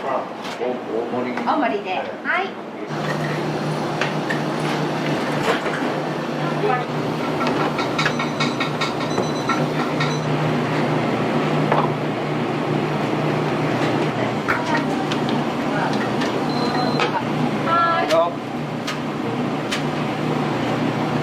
オーダーお願いします。はい、釜揚げ大です。お願いします。番号札30番でお待ちのお客様、はい、失礼します。そのうどん自体が好きなんで、釜揚げとかぶっかけとかあまり乗ってないやつが好き。釜揚げですね。はい。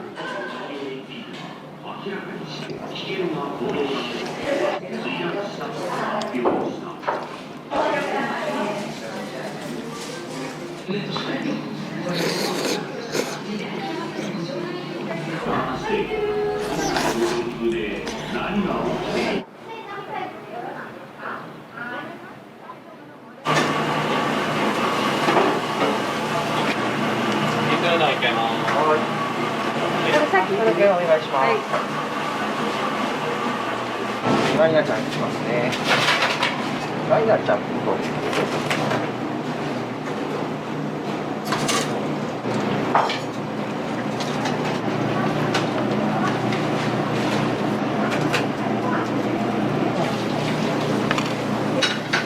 B やから。は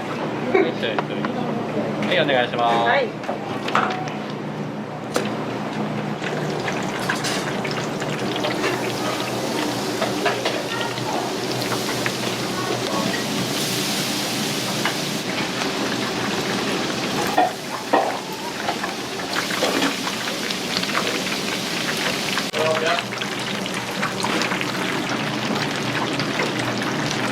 上がります。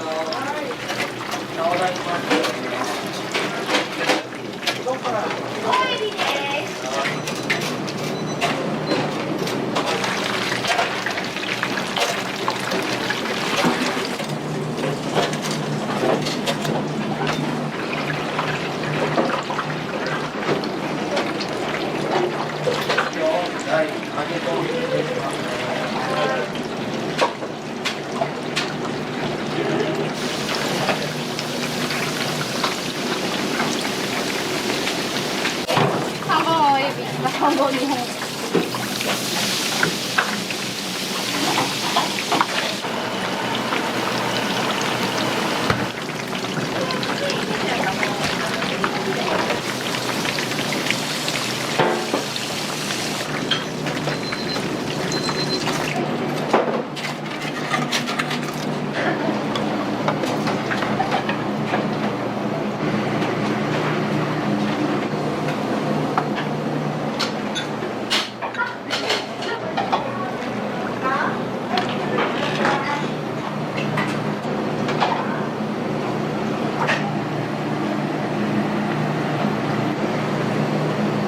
これうどんをかけてください。はい、ありがとうございます。はい、お願いします。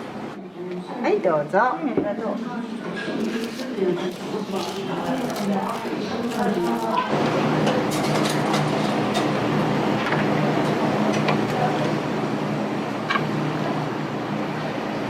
疲れ様です。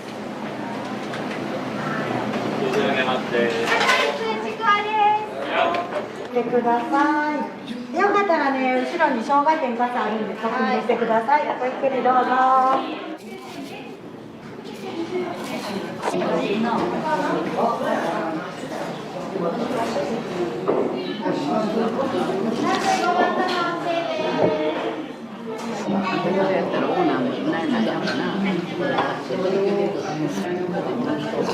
学校楽しみやな。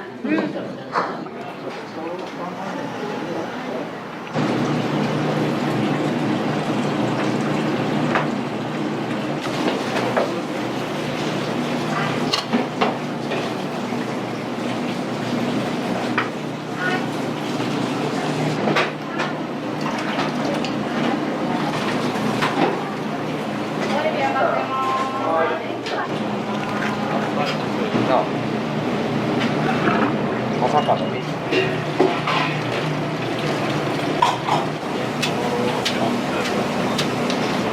はい、オーダーお願いします。はい、かけうどんです。いらっしゃいませ。いらっしゃいませ。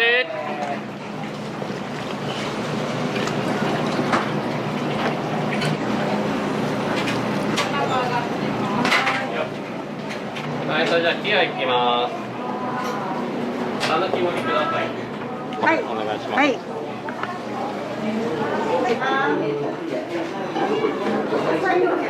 い、2からいきます。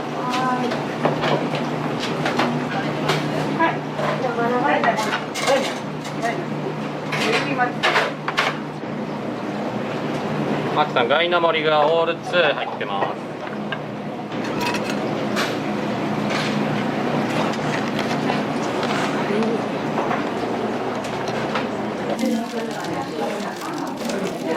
でのお願いします。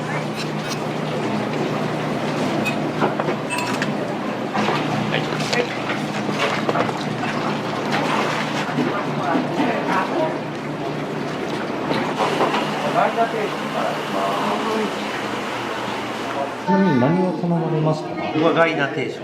僕はガイナの肉うどん。かけうどんの特盛り。特盛り。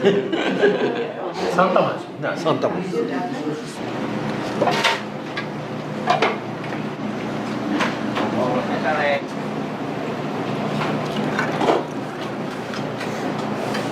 い、お願いします。お待たせしました。ガイナ定食入ってる。はい。こちら卵かけ専用のお醤油です。これはガイナーセットですね。これにコーヒーがついてくるんですけど、卵かけご飯にぴったりです。子供から大人までみんな喜ばれます。はい、お待たせしました。かけうどんの特大。かけトップいきます。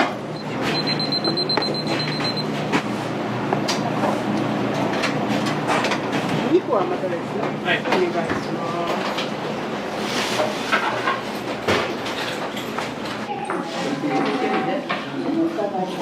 いや、初めてチャレンジします。いただきます。つるっといけそう。うまいですね。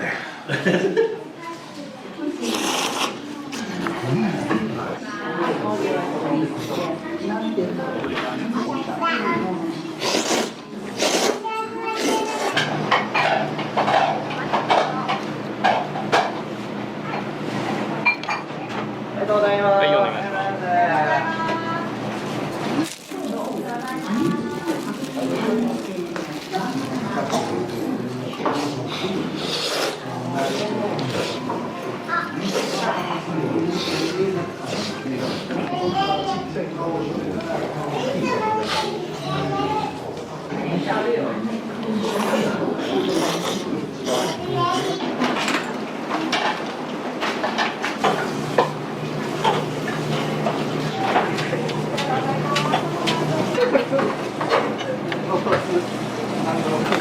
い待たせしました。番号札45番。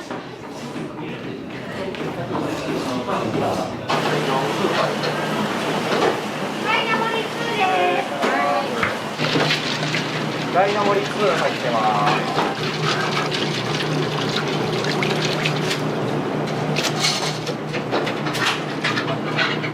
さっき焼いたっていい。これ柔らかい。たまたま2、3分後です。はい。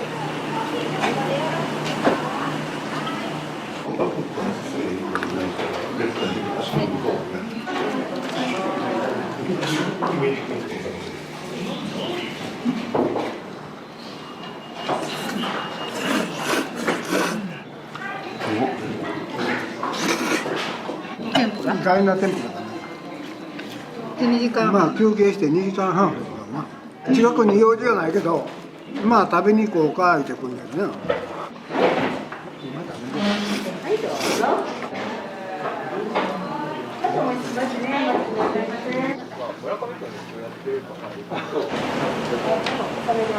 はい。オレンジスイートより2です。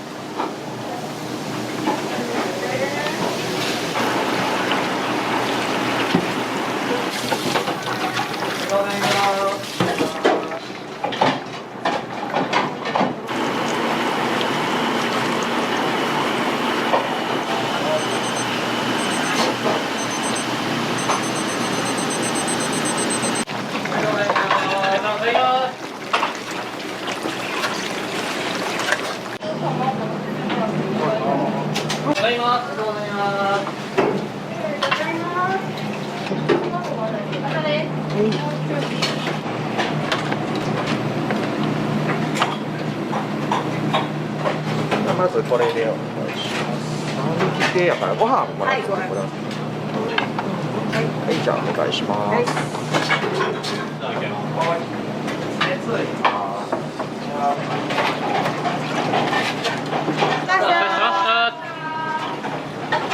きつね。2つともきつね。2つともきつねです。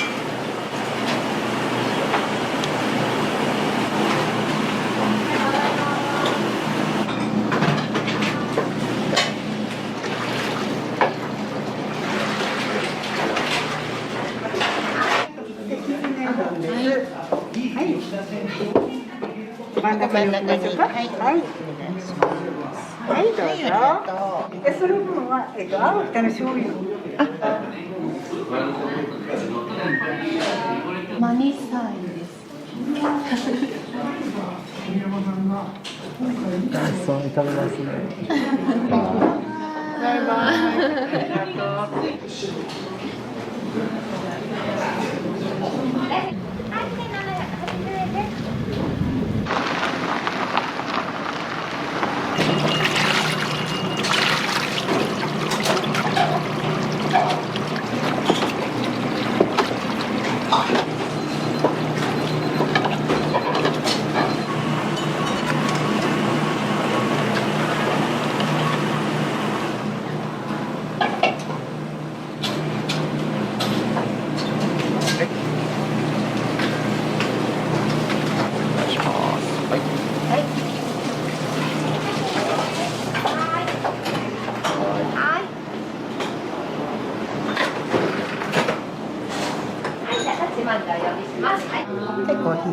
はい、ここでよろしいですか。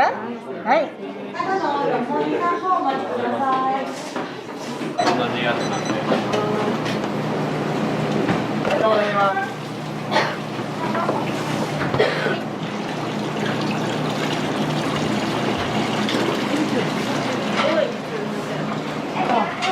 いらっしゃいませ。いらっしゃいませ。次はね、1、2、3、4、5。ちくわ青エビです。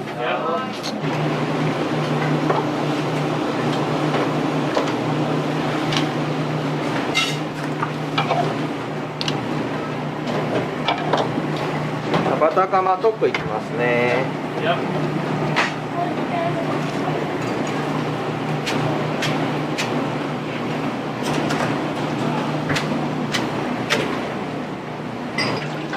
ませ。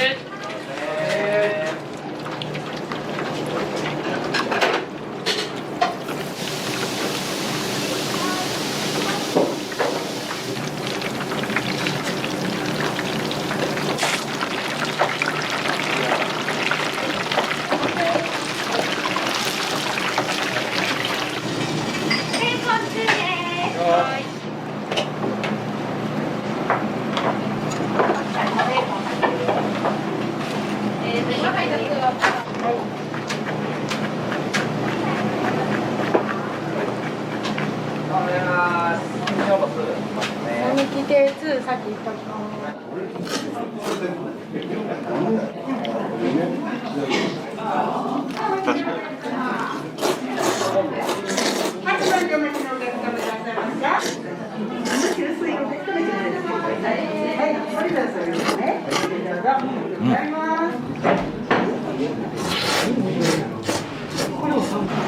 9番まで行きます。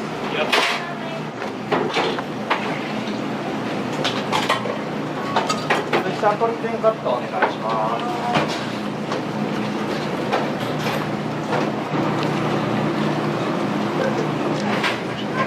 はい、奥様取り店です。お待たせしました。番号札9番でお待ちのお客様。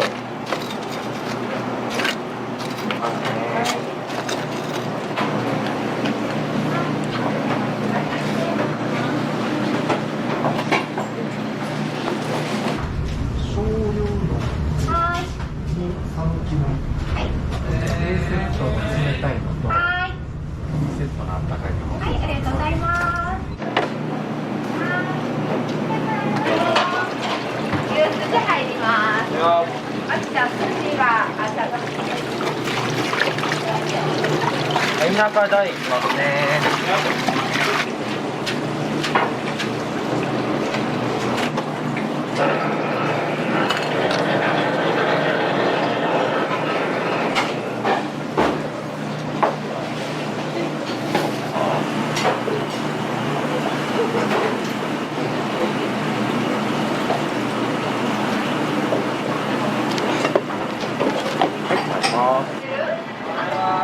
ありがとうございます。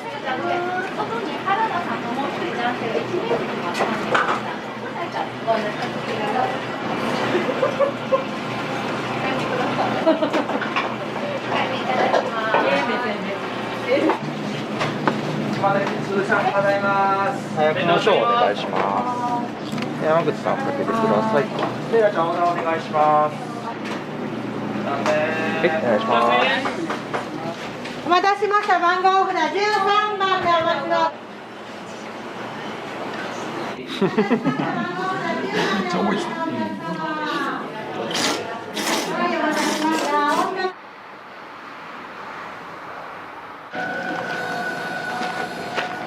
お待たせしました。25番でお待ちのお客様。葛西森です。はい。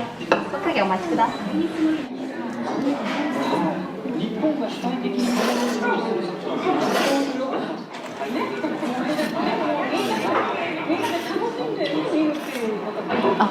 私四国なんですね。こうコシのあるうどんが好きなんで。ただの味って感じですか。そうですね。おうどんがね。醤油の3玉。はい、お醤油。はい、お待ちのお客様。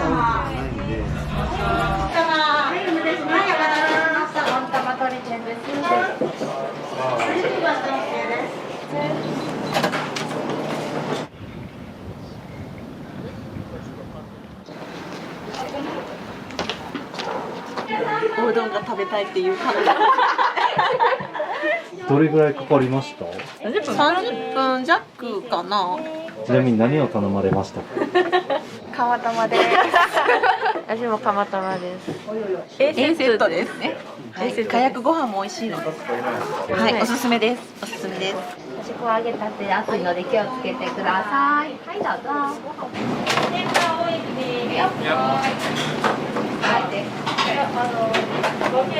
どれが多い？ありがとうございます。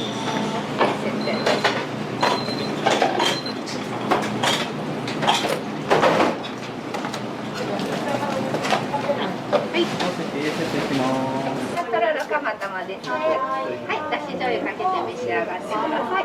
お外ね、これ。はい。そうです。それで以上です。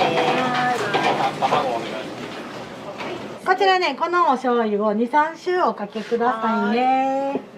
ごゆっくりどうぞ。中にね、天かすとかあるんで。ありがとうございます。はい、ごゆっくりどうぞ。でも私食べるの好きだよ。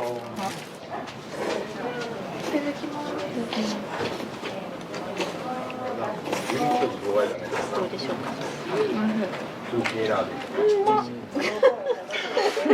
魚介ご飯もすごい優しいね、味が。味の範囲が年間コースもすみません、ありがとうございます。こんな田舎で本場の味が食べれるのは最高です。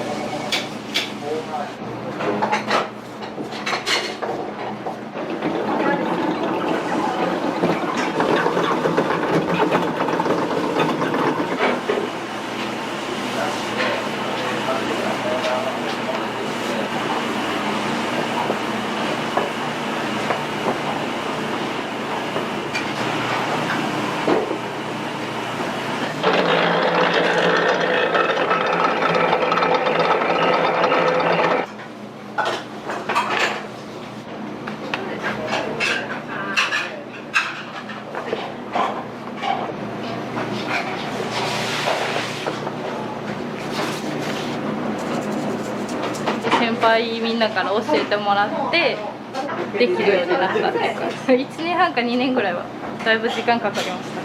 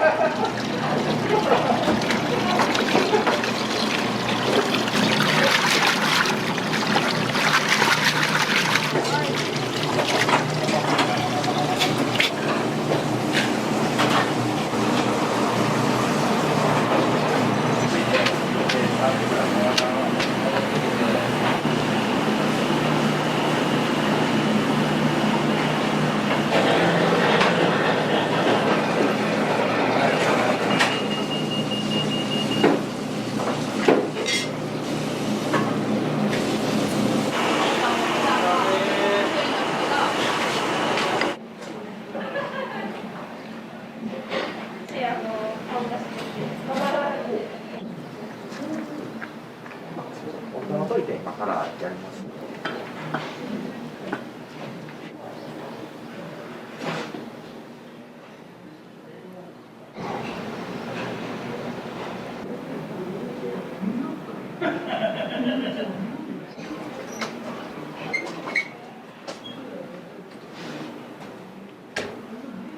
回転ダブルです。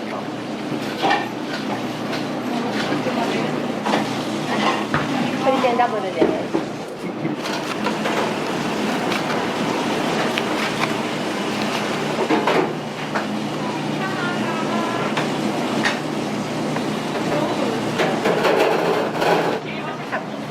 しますね。